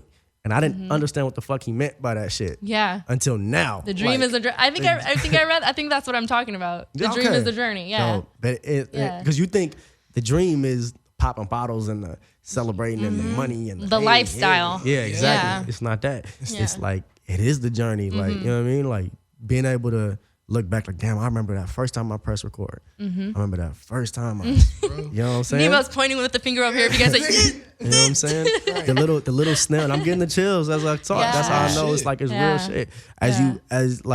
You're snailing along, and it's like, that's what it is, because you realize the majority of people are either not blessed enough to chase what you're chasing, or they're not they're not strong-willed enough to do it, or they don't like, you know what I mean? The willingness to go out and have the courage to go after it. So you got to applaud yourself like, yo, I'm doing this shit. Yeah. You know what I mean? Every interview is another, every time that I do anything, every time that's related to what I want to do in my passion, that's another little, you know what I'm saying? And I find the deeper that I go into the shit, the happier I am, the more progress that I make. And just like the more fulfilled I feel as a person. Yeah. You know what I mean? So passion is everything. So on all this, how do you keep yourself balanced since you like do so much? And because you have to have a balance or like a system of what works for you. So what works for you? Well, I feel like I'm a night owl. I love the nighttime because the world is asleep. Everything is asleep. Everything is quiet. So I can be my most creative. I can do, you know, all my thinking, all my, you know what I mean? I do a checklist all the fucking time. Like, this is the shit that needs to get done today. Finish it, bro. Like, get through. I don't care how long it takes. Like, finish. To keep myself balanced, right now it's just grind time, but it doesn't feel like it. I shit y'all not. Like, I'll get home today and I'll start editing a video. Then I'll start, or I'll finish that. I'll be working on that video till 5 a.m. And then I'll wake up the next day around like 12, anywhere from 12 to 2, and I'll start producing a new song. Or I'll start mixing and mastering a new song. But in all that time, if you look at where my time has been in the past 4 months, excuse me. If you look at what my time has been, how my time has been spent in the past 4 months, you would think like, God damn, this nigga's doing, like, how are you alive? Yeah. But I'm happy. Like, I'm genuinely happy with what I'm doing. And it's just like, this is what I got to do this. Like, if you relate to basketball, like, I can't be a good dribbler if I don't dribble and practice and do these drills. I can't be a good shooter if I don't. So guess what? I got to get my ass up and go to that gym and shoot. You know what I mean? No matter how many times I miss. I think that's a really big point. It's like that when you get on that rhythm. You're like on that rhythm, and then you don't even. Definitely a rhythm. You're like rolling with it, and you're like, dang, I just did this, this, and this. Right. Yeah. And you look back, like, we don't even have time. In the past 4 months, when we look back, it's like, yo, we've done more in the past 4 months than we've done in the past 6 years. I've been making music for 7 years. I've done more in the past 4 months than then. And it's like, oh, go figure. You're most successful in the past 4 months. And go figure, like, oh. Like, you know what I'm saying? Yeah. Like, people say the whole hard work pays off and it kind of brushes over your head. Yeah. But until you're actually doing it, you can realize, like, oh. Yeah. Like, you get that sigh of relief. That's what the fuck it means. Like, it literally is. Like, if you work hard, you'll get what you're going after. You know what I mean? Eventually. Was there a highlight or a moment that was your turning point in changing the way you did things? That's a good question. I do believe there is. Like the transition. It was. That's what it was. So last summer, I was working on that record, Making It Pop, from what, Kai? Like, Making It Pop was the album before, or this was it a single? It was a part of an EP that I dropped. I've seen it. The whole EP. It was like, I shot it. I recorded it in like March. We shot the video in like June, and along every step along the way, somebody failed me. So like, at one point, you know what I mean, whether it was the producer tripping, that was one song I did not produce. That was the last song I did not produce. This is when you're trying to go get in the flow of like how to do things, like working with a producer or how you were going to handle it. Yes, exactly. So it's like at every step, something went wrong. Like, I'm not even literally every step of the production process of making the single, something went wrong. And so June we shoot the video. Remember, I recorded in like March. The video didn't come out until November. And then you got the whole like promo of it and, you know, everything and all that stuff. And it's still, I'm very proud of what we did and all that stuff, but it was just so exhausting because it's like I basically worked a year on one song. It's like, how does that feel when it doesn't pop? Yeah. You're like, damn, man, like, what the fuck? Like, I've been dealing with all this bullshit, all this money, all this time, all this, you know what I mean? For it to not work, that was the snap. Where it was like, where some people, it'll break them, like, damn, I was working on this sculpture so long, but this nigga didn't show up to help me, didn't bring me my scalpel. Yeah. This nigga didn't come and help me with the paint. Yeah. Like, fuck, I'm done. Fuck it, I'm not painting no more. Some niggas will do that, but it's that when it happened, it was like, fuck. It's the reaction, like how you reacted to it. Like, don't blame nobody but yourself. Let's get up on your feet and let's go, nigga. Like, no, let's really go. Is that how you made Negres now? Yes, that's how. It's like, that's why a lot of times in my music, you'll hear a lot of my music is like like that. Yeah. Get up, nigga, let's go. Like, let's work. That's a big part of me. Like, I'm a very basketball again, slap the floor. That's that Capricorn shit right there. You know what I'm saying? You know what I'm saying? It really, like, it comes out in that where you hear my frustration, you hear my, like, motivation, my willingness. Like, I will not lose. I'm going to win, like, no matter what nobody says. So that was, like, that turning point where I was like, I'm taking full responsibility for everything. If I'm going to lose, I'm not going to lose because so-and-so didn't cut this video. I'm not going to lose because so-and-so didn't send me that beat or because I didn't have money for No, if I lose, it's because my sound was trash and my work ethic was trash. And once that happened, it's like calendars got put up, things was invested in, and and the ball, it just kept snowballing. Do you have your own, like, clothing line? Did I see that on there? No, we have like our own merchandise and stuff too. Oh, okay. If you came over, like the whole our place is like it's a studio. There's we sold it, but we had a sewing machine at one point, like an embroidery machine. You sew? I mean, a little bit. Hey, that shit is hard.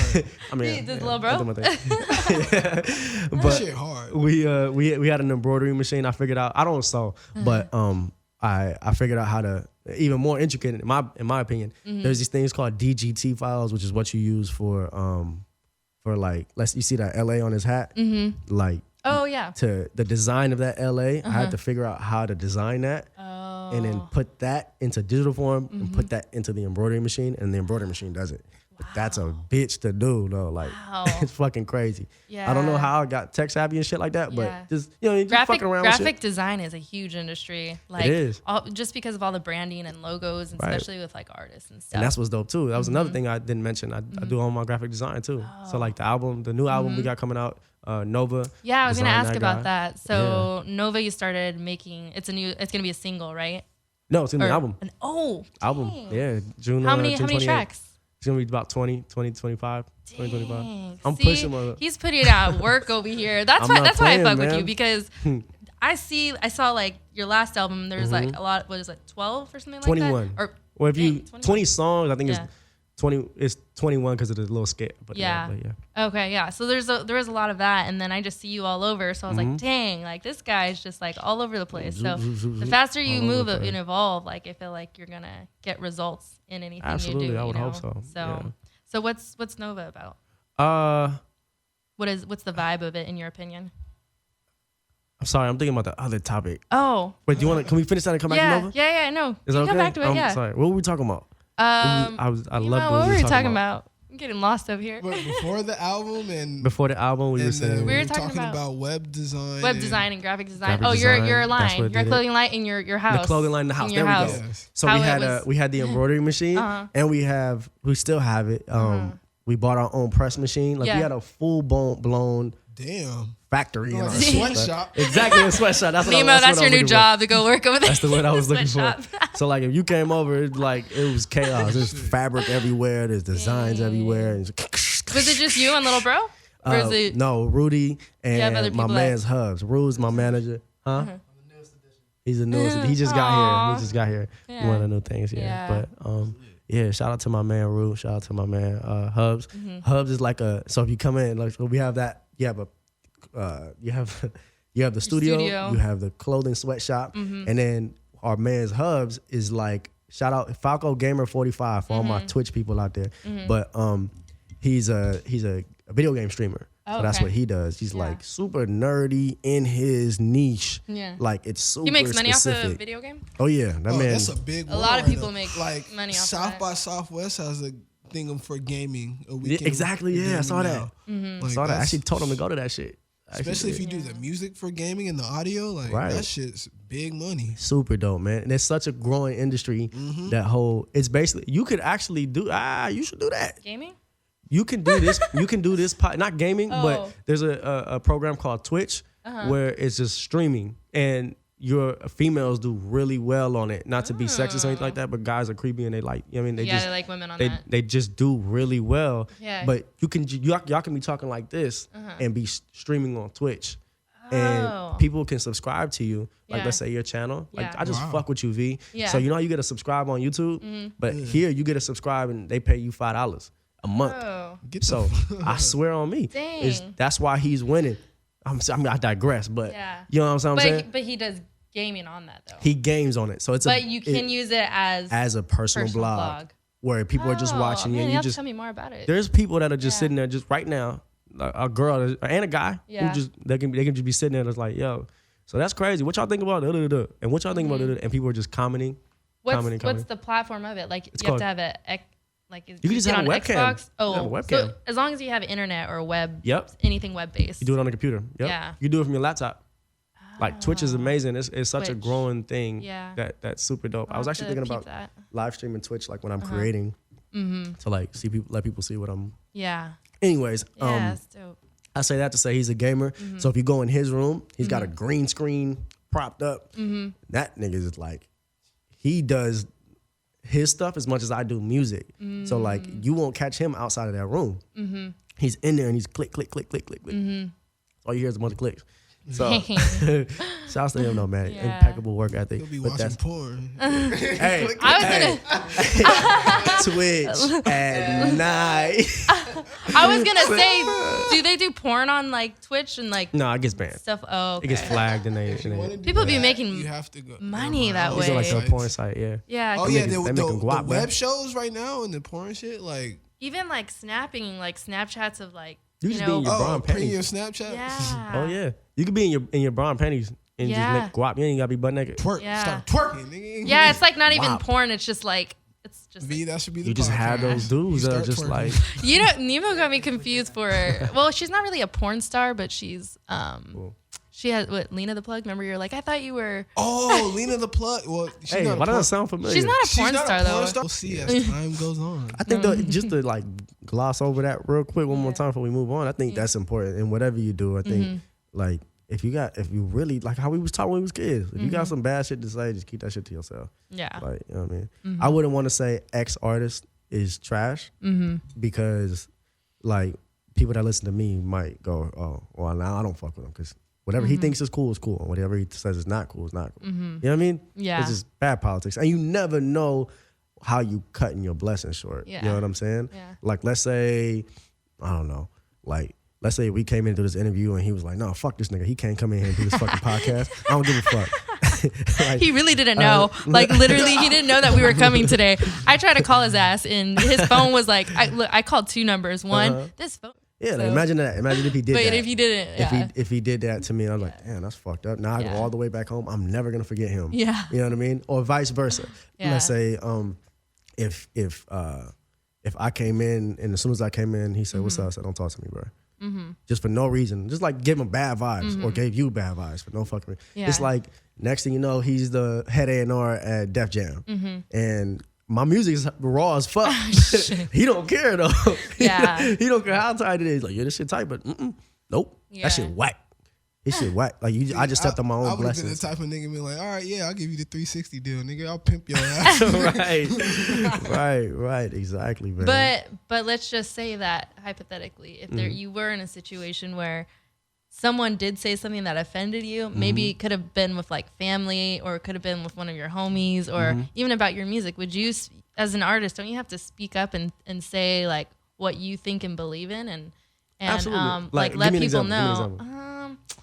All right, let's just say that Drake or whoever is in the center of influence at the time says like JR shit is just like trash. He thinks he's trash and he thinks that he knows what he's doing, that he can like do all these things, produce and he's putting himself on this and whatever. He comes from trash, like whatever, something like that. I don't know. Can you think of a better scenario, Nemo? Yeah, because that one I would just Nemo, say, you're like, good at this. That's your opinion. I'll just be like, that's your opinion. No, that was a great scenario. Yeah, it was good. Yeah, that's good. But you know, something personally, like that. From what I've been through, that's what my response would just be like, all right, bro. Yeah. Say that to all the other people that you're just one person in the sea of a bunch of people. Yeah. Like, I'm not gonna come back and be like, yo, it's actually a Drake attitude. Like Drake doesn't really fuck with like the politics of rap and like, hip hop. Shit, right. if you as one person can wake up and inspire just one person, it doesn't matter what anybody else says. You're still waking up, and that one person believes in you. You Absolutely. know? I want, and for that very reason, just for like, you know, and just for that one person that likes these couple artists, I might tell you who they are off the air, but I don't want to say their name just because of that. Yeah. But there's a couple of artists that people love. You know what I'm saying? They love these artists, and I personally just, to my ear, it's like, for the most part, you make a cool song here and there for me, but for the most part, your music's not for me. Yeah. Like, and that's okay. Like, you know what I'm saying? Like, that's okay. But what's not okay is be like, hey, trash. I don't like that shit. And that's what I was saying earlier about there's a time and place for this music. Like, you can go to a function and it's all turned up and you're gonna hear X, Y, and Z be like, oh shit, that shit banging. Right. But in other times when you roll in the car, you don't want to play that shit. Yeah. You want to hear something else. Absolutely. So time and place for everything. That is But I'm not just gonna say your music is trash. Right. Because you're an artist, you still put in your artistic integrity on something, and that's beautiful in your eyes. Absolutely. And like you said earlier, like music's subjective. And you know, Totally. There's a different vibe for everyone at a certain time and place, like Nemo said. exactly. But when we were on a break just Yep. now, but we were talking about your clothing line and, you know, how your house looks like. It's like a studio. Like, you turned it into like Just a what you factory. want. Like, you know. Right. Yeah. And I think we were going with that. I think we were. Yeah. Yeah, we were rolling with that for a while. And what else? So for everybody who missed that, Yeah. Hey, did you turn that on, by the way? Thank you. Yeah. Sorry, I just wanted to make sure. I think that. Oh well, for everybody that missed out, my house is a factory. Yeah. Like, I built it so that it's like if you're living there, you know this is just like an office. Like, we wake up and we grind until we win. I know what I was going to ask you. The balance of doing everything. Like, yeah, that is your house, but do you like meditate? Do you have to be so influential with yourself and like how you come off to people? Like, is there anything that you do? Yeah, I think one of the big things I learned last year was time is very important. Like, time keeps going faster every year that we age. It's like, fuck, this year just went. It's already fucking April, nigga. Like, we just started 2018. 2018 is halfway through. I know. You know what I mean? Like, so with that being said, it's like time is so important, bro. I can't stress that enough. Like, you can't. There's the days where, you know, I just fart around all day and play video games or shit and just watch TV all day. Like, for some people that's okay. For some people that's cool. For me, it's like, for what I'm trying to do and for anybody that has a passion, it's like, you can't afford to do that. You can't afford to just be on your ass unless it's for a purpose. In other words, like, everything I do in my time has purpose. So I'm sitting down like a fucking lazy fuck because I just busted my ass and I just did 10 podcasts in a row and I'm fucking exhausted. So guess what? I earned this shit. You got to recharge your battery. Absolutely. You know, or like, just for whatever reason, like, I'm just not feeling this shit right now. I need to meditate. I need to smoke. I need to do whatever I got to do to fucking chill out. Yeah. You know what I'm saying? Yeah. So with that being said, that's how I balance it. Yeah. I pay attention to how I'm feeling, how I'm, for the most part, like 80-90% of me is just go. Yeah. But when it gets to that 20%, I read every night before I go to bed. Like, I'm always, and when I read, even then, it's like it's a break, but it's not a break because it's like it's a book on the industry, it's a book on producing, it's a book on self-improvement, something like that. But if I'm not doing that, 2K is like one of my things. Every nigga love 2K. Yeah. You know what I'm saying? So I play 2K for a minute to like give myself that get away, like kind of like a meditative state where I'm not thinking about nothing but this. Like, the world can shut off. Other than that, yeah, that's how it stays. Because if you just keep going, I mean, you just fucking, you'll die. You're like, religious? Huh? Are you religious? I would say spiritual because I feel That's like what I say. Yeah. Because I feel like religion is a man-made thing that separates us to hate each other. People die over religion. Yeah. People don't die over spirituality. Yeah. You know what I mean? Yeah. I think like we can all agree, like, if we that our upbringing has a really big impact on why we are Catholic or Muslim or Christian. Baptist, You know what I'm saying? Like that, I think it's important for everybody to get to that point to where you think for yourself and decide for yourself. It's okay if you rock with what you grew up with. That's okay. Like, that's okay too. But I think it's like, take time to decide for yourself. And that moment really hit for me Like I grew up, my dad actually used to be, oh shit. Okay, I gotta say this because this is my favorite line that I've ever done in life. Okay, hold on. Because I love when I get to say truths in my songs, but this is like a club record, but I still got to say a dope line. I won't say this and I'll tie it back in and I'll see what I mean. Yeah. So my mom owns guns. She loves to shoot and shit. We was talking on the phone one day. She's like, yeah, I got an AK-47 and so that. I'm like, mama. And if y'all seen my mom, she's like the nicest, frail, you know what I'm saying? Like, you wouldn't expect her to be strapped, you know what I'm saying? Dang. My dad, on the other hand, tight. he used to be a reverend. That's how I'm bringing in the religion, right? He used to be like a preacher. So when he was like 17, he was a registered preacher or whatever. And so him and my mom met through church, blah, blah, blah. But then my dad was the one that, like, he was a preacher, then he was then he was whipping shit, then he was banging, then he was, you know what I mean? Yeah. Then he was a businessman. Then He was a start banging. Yeah. No, I because you mean, were talking about earlier how your dad was like up and down and like in that man, I love you, Dad. That is crazy. My father is such an amazing man. Yeah. Like one day he's gonna write a novel on his life. His life is so amazing. I wish I could say that was my life. You know what I mean? But because he's gone through like, it's like, yo, how many more lives you gonna live, bro? Yeah, so much wisdom, I bet. Yes, about absolutely. his situations. He's raised us so well. That's why I love talking about his valleys, like the valleys that he's been through, because You don't mind bringing up the bad times. and the absolutely good times. not. Yeah, Nah. that's like dope. I don't mind that because of who he's become. Like if he was still there, then I'd just be bitter and you know what I mean? That's a whole nother podcast we need to do. But I think it would be really good. Just like not even This on is some the music next podcast, Life on Life. on episode 2. But yeah, no, for real. Anyways, I say all of that to say he was he was doing that, then he went and did like his hood shit. You know what I'm saying? But he was a preacher at one time in his life. So in one of my songs, I say, my mama, my mama strapped with something like an AK-47. My daddy did some dirt. The nigga used to be a reverend. Growing up with both, I think I really learned my lesson. Stay strapped to your blessings. Real niggas go to heaven. Hey, that was dope. My favorite line. That shit My hard. favorite line. You know what I mean? What song is that in? That's on Nova. We'll talk Nova. about that in a minute too. Yeah, Nova. it's coming out. That's exciting. So really excited about that. But I was saying all that because of the religion stuff. Yeah, because you were talking about the balance and like spirituality, religious. I think that religion is it's tough. Like you know what I mean? Like so because of that, I was raised in a Pentecostal Christian. You know, if y'all I'm not familiar, it's like Holy Ghost and super dope. Speaking in Speaking in tongues. tongues. Yeah. Have you spoken tongues? Absolutely, yeah. It's an amazing feeling. Amazing feeling. I've This never is- experienced that.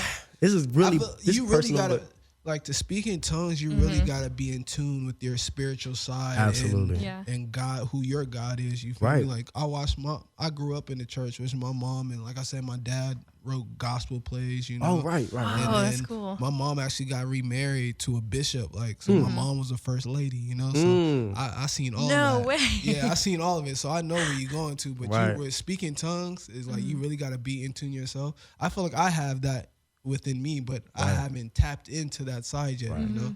I feel like when it happened for me, it was like a full surrender to like whatever that thing is up there. Like it's a full surrender of like, here you go. And it was the most freeing, like Wait. I'm What? sorry. Keep No, going. you're good. You're good. You're good. 'Cause actually, know what? I did it once when I was probably like 15, 16. Dang, And that this young. lady who was doing prophecies over people had me come up, and she laid her hands on me and was speaking on me. And I actually started speaking in tongues, and I passed out. Passed out. They put the blanket on me. Oh yeah, they put And the that's- blanket on you. and this I'll never forget because I was in Palmdale, which is a little bit up north. And then after that happened, it started snowing. Oh, It literally yeah. started. I'll never forget. It was a trip. Like wow. Like, And that's funny what he they says were that. telling me, like, look what you can do. Look what you man. do. Yeah. Like with me, I'll never forget it. I was like, I had to be around 12, 13, something young like that. And I remember I had, you know when you get jelly on your hands? Like I remember I had jelly on my hands and they're sticky as shit. You know, everything you touch gets fucking sticky and shit. I'm like, fuck. I came into church like that and I had, like I was speaking in tongues, got the Holy Spirit and all that shit. And all that shit. I know. I was like, oh shit. I don't mean it like that. It's just a form of expression. Definitely, yeah. But when I felt that Holy Spirit, when I started speaking in tongues, when I was done, my hands were like dry, like if nothing was ever on them. I thought that was pretty cool. Damn. But I think that was actually, to tie that in to it, a very truthful moment. One of the things that kind of broke my whole religious thing was like that feeling that I'm trying to explain to you, like that was a real feeling for me. Like, you know what I mean? I'm pretty sure you could say the same, like you pass the fuck out.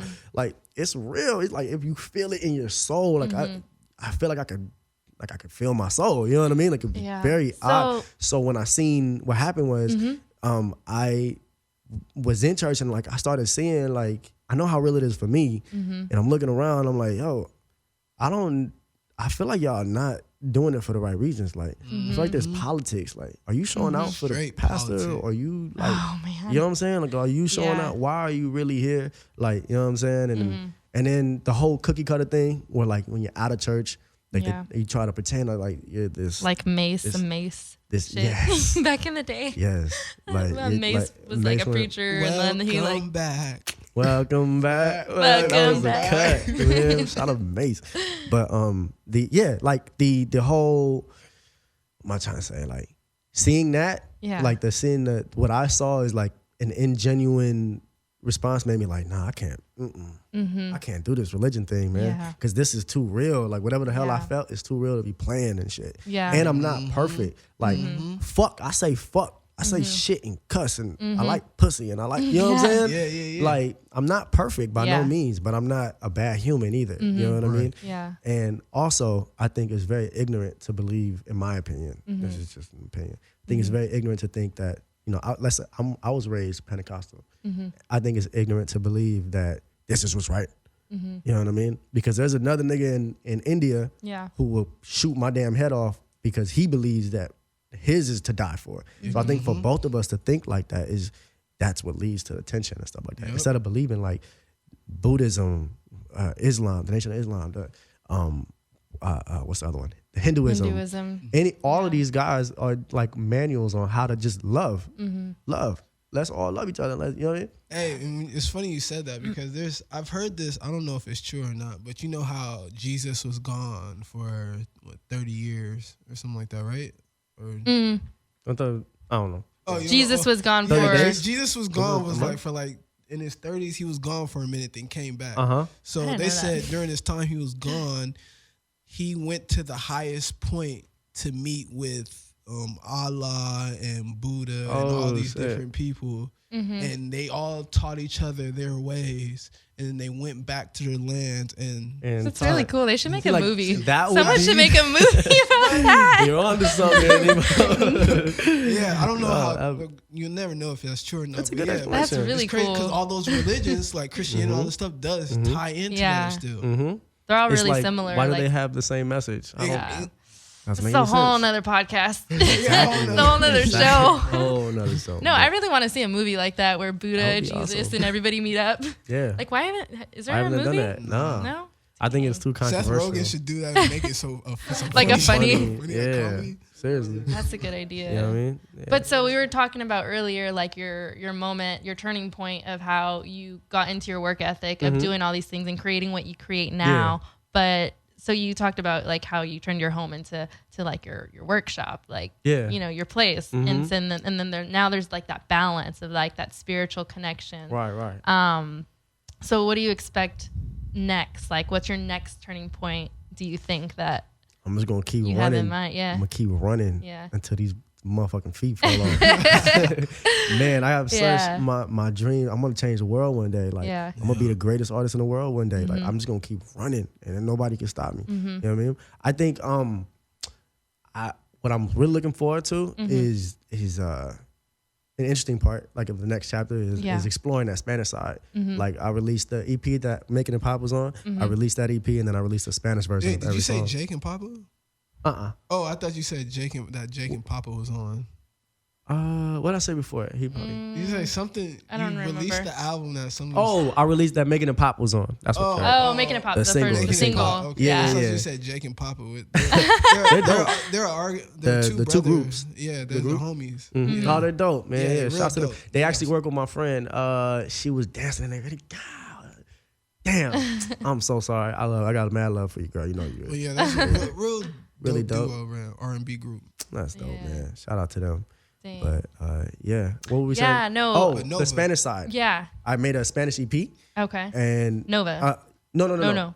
Sorry. We getting all that's mixed a up. whole different. That's a whole different story. On- So on- you're tapping it. We're talking about like the future of your music and like Yes. you. So you want to get more into the Spanish. More into the Spanish, absolutely. Because when I think about it, hip hop runs everything, right? So I wanna be that guy in hip hop first, and then because when you're that guy in hip hop, you're that guy everywhere around the world. Yeah. But I think I want to go out of my way to just like how we've spoken about here. Like I want to show people that it's okay to be 100% yourself. Yeah. Like you know what I mean, every aspect of yourself, from the darkest to the brightest. Yeah. And like that's where the gold is. That's where the you know what I mean. That's what you want your fans and people to like relate to when I- it comes to your music. When they Right. hear your songs, you want that authenticity, resonant, that authenticity, that like right. it's okay, like do you basically. Yeah, like if I want to go, baby, and then on the Or a next country song, song. I'm going, or a country song, or a song that's going, never been a pussy nigga, always Yeah. been a dog. Yo, the dogs go to Yeah. heaven. If I'm doing either one of those, I want people to understand like that's me. Yeah. That's just who I am. Right. You know what I'm I saying? mean, that's how I when I saw your Instagram page and I was looking at your music and I was going that's what I recognized. So you're on track on Good. on Making on that idea of what you Right. want people to think, because your music is very diverse in the way you present it. Thank you. It's- Okay, good. I mean, I'm yeah, doing a it's good dope. job. So with the Spanish stuff, I want to be able to like go to Mexico and because there's a lot, and just Afro Latinos in general. Like there's Negro a Modelo. huge No, not Modelo. Modelo What's a Negro? beer? Yeah, there you go. let's What the Modelo Negro? Amada, yeah, Amada Amada La Negra. Negra. Oh, Amada Amada La Negra. Negra. Yes. From Miami. Hey, shouts and there's Yeah. out to another her. Haitian chick. Yeah. who's dark Shouts out to skinned. her. I forgot Shout out to her, yeah, They're she's- loving hip hop Miami. Super Yeah. fucking dope. I was so happy to see that. I didn't even know that side of things, Right? Yeah. about like Right. Afro Latinas. Yeah. I didn't even know that. I know. and Think you're- about it. Like you're people a think mix. I'm Dominican or Yeah. Puerto Rican or Cuban, and I had no idea about them cultures. Yeah. Even there's Afro Latinos in fucking Nicaragua, Yeah. in Guatemala. There's just so in many El types of Salvador. Latin cultures Yeah. in general. all over the Yeah. place. And that slave trade back in the day Yeah. is so those are our people. They the same folks. That's why I like told you when I moved to wrong Miami, stop. it was Yeah. like a culture shock because I'm like, man, you look just like me, but speak a whole different language. Funny Yeah. story, just to Yeah. go on top of that. I remember you remember I told you my mom was staying in Philly. In Philly and in New York, that area, there's a lot of Puerto Ricans and Dominicans and shit like that. So we had gone to the mall, and I'll never forget it because you got to think I'm half Mexican. So Mexicans, there's Afro Mexicans, don't get it twisted. Yeah. But there's not a lot. And I certainly didn't see any growing up, besides my siblings, whatever. Anyways, so we're in Philly, and I'm like, yo, these Ma, and she goes, well, I'm like, are they speaking Spanish? And she was like, I don't know, mijo, go check. And I'm like, so I'm eavesdropping on these niggas because they look like Yeah. niggas, they look like me. Yeah. You know what I'm saying?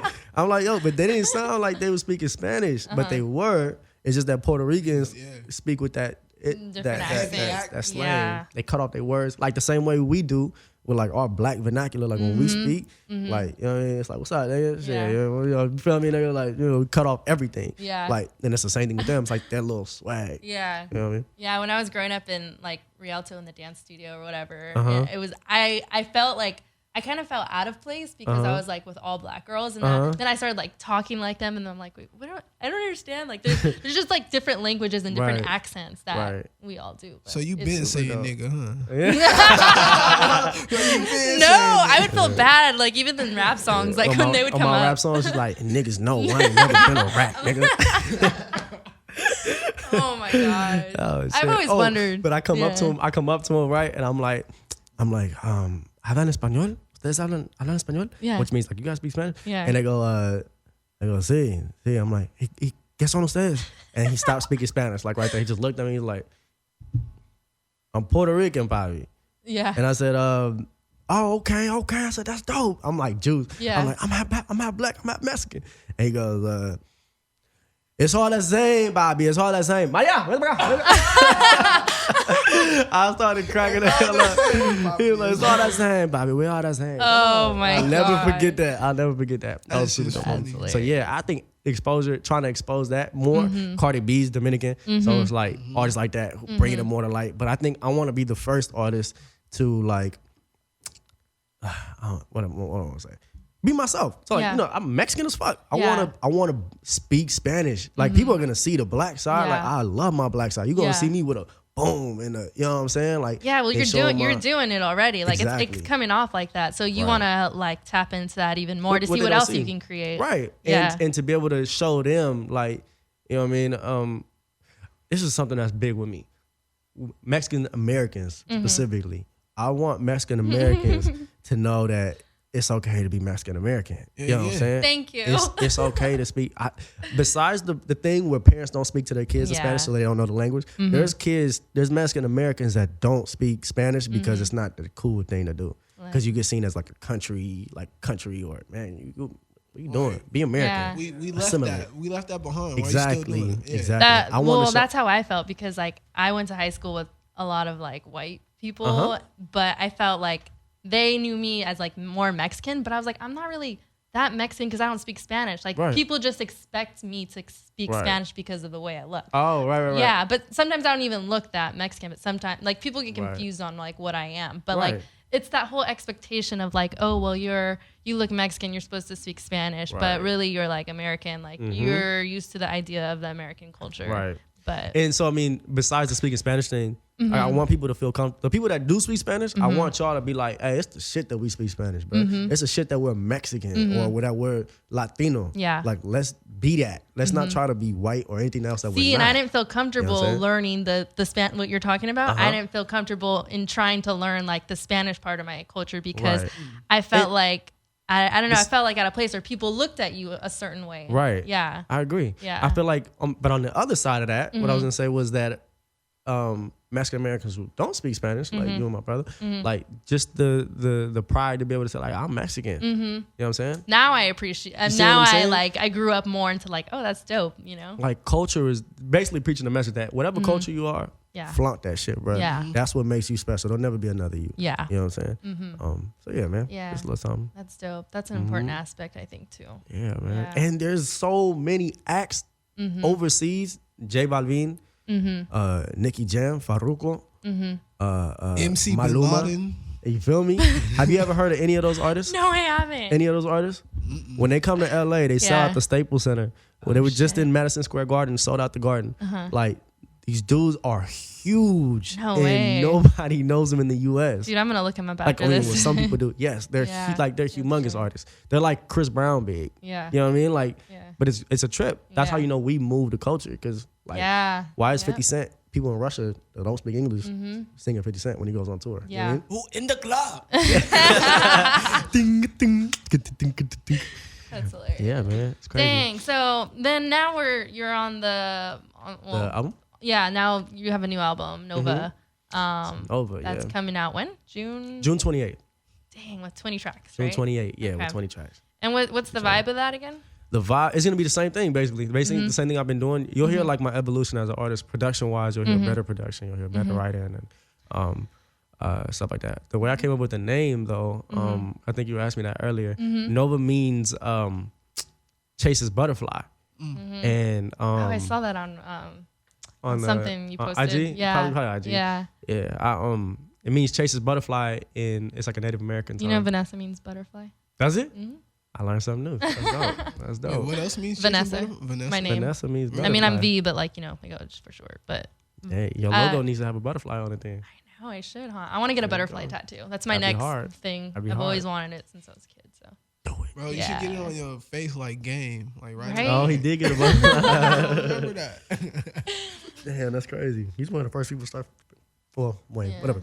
yeah. But so it means butterfly. means butterfly. The reason why I chose that is because butterflies symbolize transformation and hope. And this time last year, like I always say, I was just in a I didn't deep. know that about that Nova. I didn't About know that Nova? it meant butterfly. I didn't know it either. I was looking for something like of meaning. So Yeah.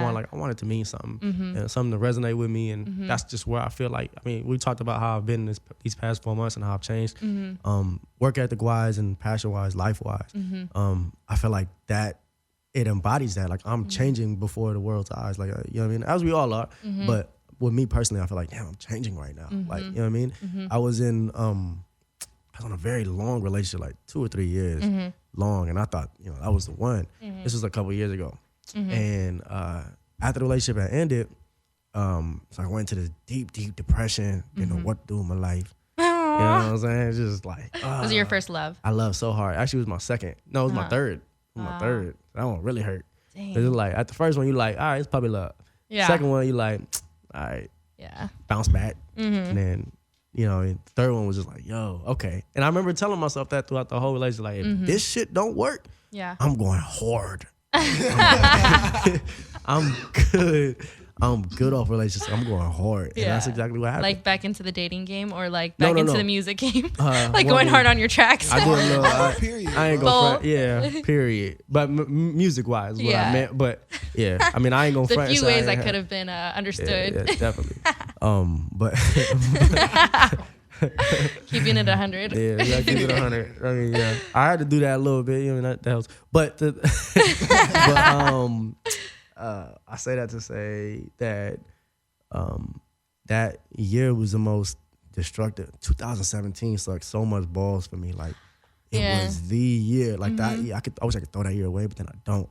Like I'm grateful for that year. Yeah. Like, if it wasn't for that year, I wouldn't have all the disappointments from the making a pop thing. Like that was instrumental. And then that whole depression thing. Like depression is so real. And it's so important that we speak about that in the Black community because they teach us in the hood like, nah, nigga. Keep that to yourself. Yeah. Don't cry. You don't need to go see a psychiatrist and talk to Dang, nobody. I didn't know that about that's Black real in the culture. Black I community. really didn't. I've been hearing no, that a lot serious. from like people like Right. there's like Charlemagne, there's like DJ Head. There's like a lot of people that talk about like that now that It's so there real. needs It's so real. people, especially the Black culture, need Yeah. to be understood. Like, hey, it's okay. Such a masculine culture. But I think it's also for men too, like absolutely masculinity and Absolutely. like trying to be strong in the whole perception of how society views males or whatever. I think that's. I think also, it's big. yeah. It's so real, man. Like it was my first time really feeling it like that.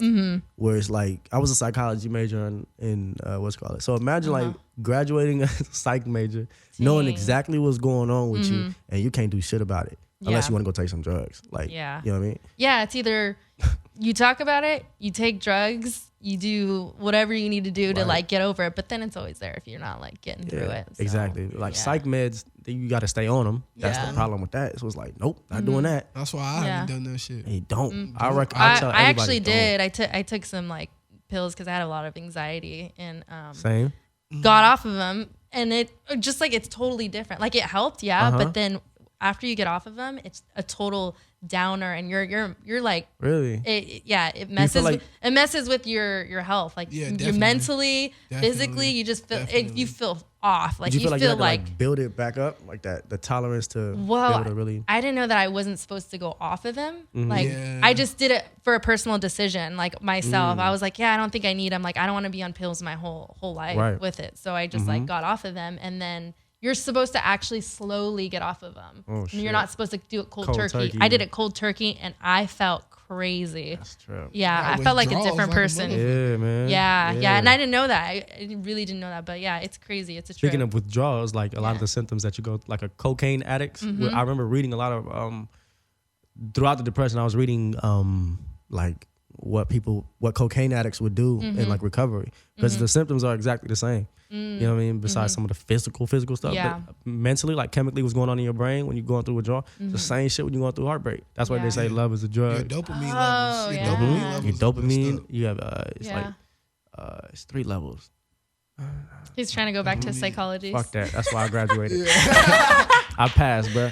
That's hilarious. So we can expect to see a lot of kind of the same stuff that you've been doing, just different music tracks and stuff. But, Different music stuff. But this is more of like what's happened in 2017. Absolutely. Okay. I'm going more in a direction of I'm transforming. So Okay. like listen to me change is kind of like the message of the album. I'm excited to You know hear what I it. mean? That's Thank dope. you. I'm excited Yeah. too. I think it's I'm glad I got My to God. learn you from as an artist and a person, you know. appreciate you, man. Yeah, I think that's one of the big things too. As an artist, I feel like I want people to even before there's certain artists where it's just the music, right? Where like have you ever seen a Weekend interview? Nope. And that's There's some funny people because that I don't. went to go look up a Weekend interview to learn about Call Out My Name and learn more about like what happened between him and Selena. You can't find no interviews about this Yeah. dude, bro. How many Drake interviews out there? There's like 4. You know what I mean? besides when he was like just starting. Like, you know, Yeah. they keep it straight to the music, and that's fine. I'm not Yeah. saying that's a bad thing. Yeah. I'm saying, but for me Different personally, for like everybody. with my brand, like I want people to know who I am as a person and rock with me as a person.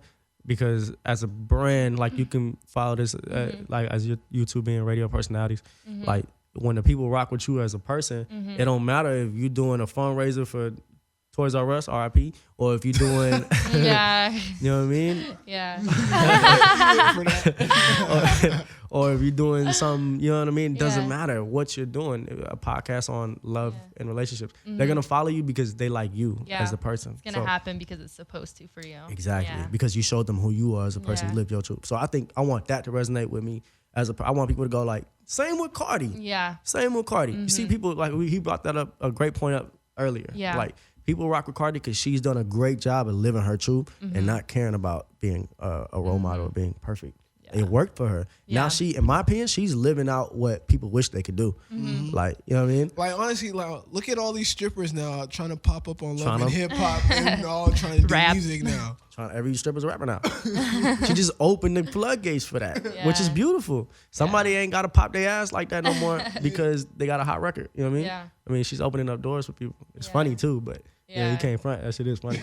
You know what I'm saying? But it's also funny that somebody from Love and Hip Hop actually blew up. Yeah. Like, that's crazy.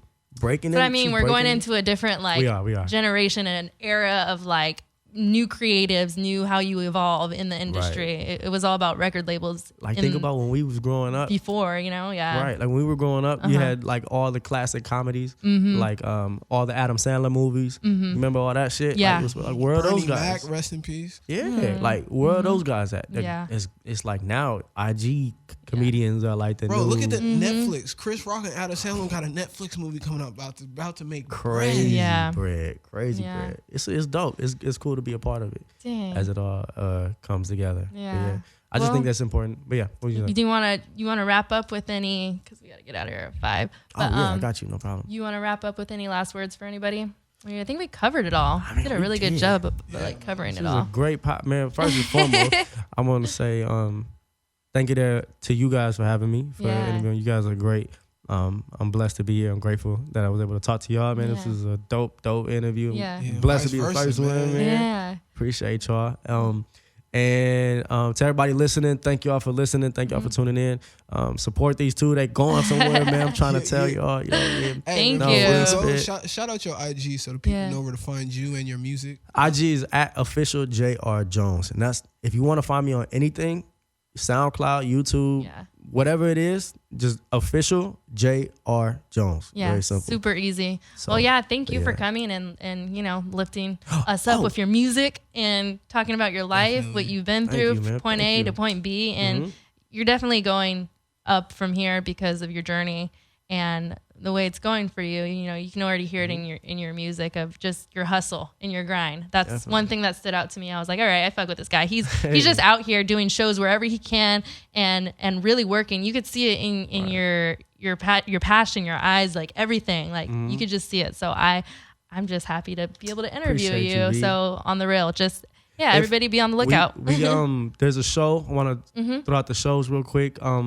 On May 16th, I believe. Check my pages if I'm wrong. May 16th, there's a show. I'll be doing a full set. It's called Grown and Sexy Nights. So it's gonna be a little bit of a mature, sexy feel. If you wanna, Cool. fellas, bring your ladies, do whatever you Yeah. gotta do. Use my promo code JR Jones and you get like half off on the tickets, like $5. So Oh, cool. if you guys wanna come check that guy out, let What me know. city is that in?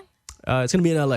Okay. I think it's somewhere in LA. Okay, deep dope. deep LA. And then Yeah. May 20 this Friday. Is it what? Yes, this Friday. DJ VRC is having a birthday party here in the Valley. Well, in the Valley. He's gonna be having a birthday. I think it's on Parthenia, so it's not. Hey, Hey, somewhere in that's North by me. Hills or I'm in Goodbye North Hills. Yeah, Hey, I'm you know in what that saying? motherfucker. Hey. Me and Nemo are there. We're already close. So, Exactly. So he's having a birthday party. I think it's like a club event type of thing. So I'm gonna be able to, if y'all want to hear like a little bit more of a turn up side, Yeah. I'll be doing that there. let's Definitely. go. If you want to hear Yo, more of a let's go. classic side, and that's free for everybody. That's this Okay. Friday. So just check my my page. I'll be posting and stuff like that. So cool. Yeah. All right, guys. Thank you for listening to us. I just plugged you into J.R. Jones. This is V-The Plug and V-The Plug, and this is your boy Nemo Marcus. Nemo. Hey, that's my little spin off to Nemo Marcus. All right, guys. Have a good week, and we are out of here. Bye.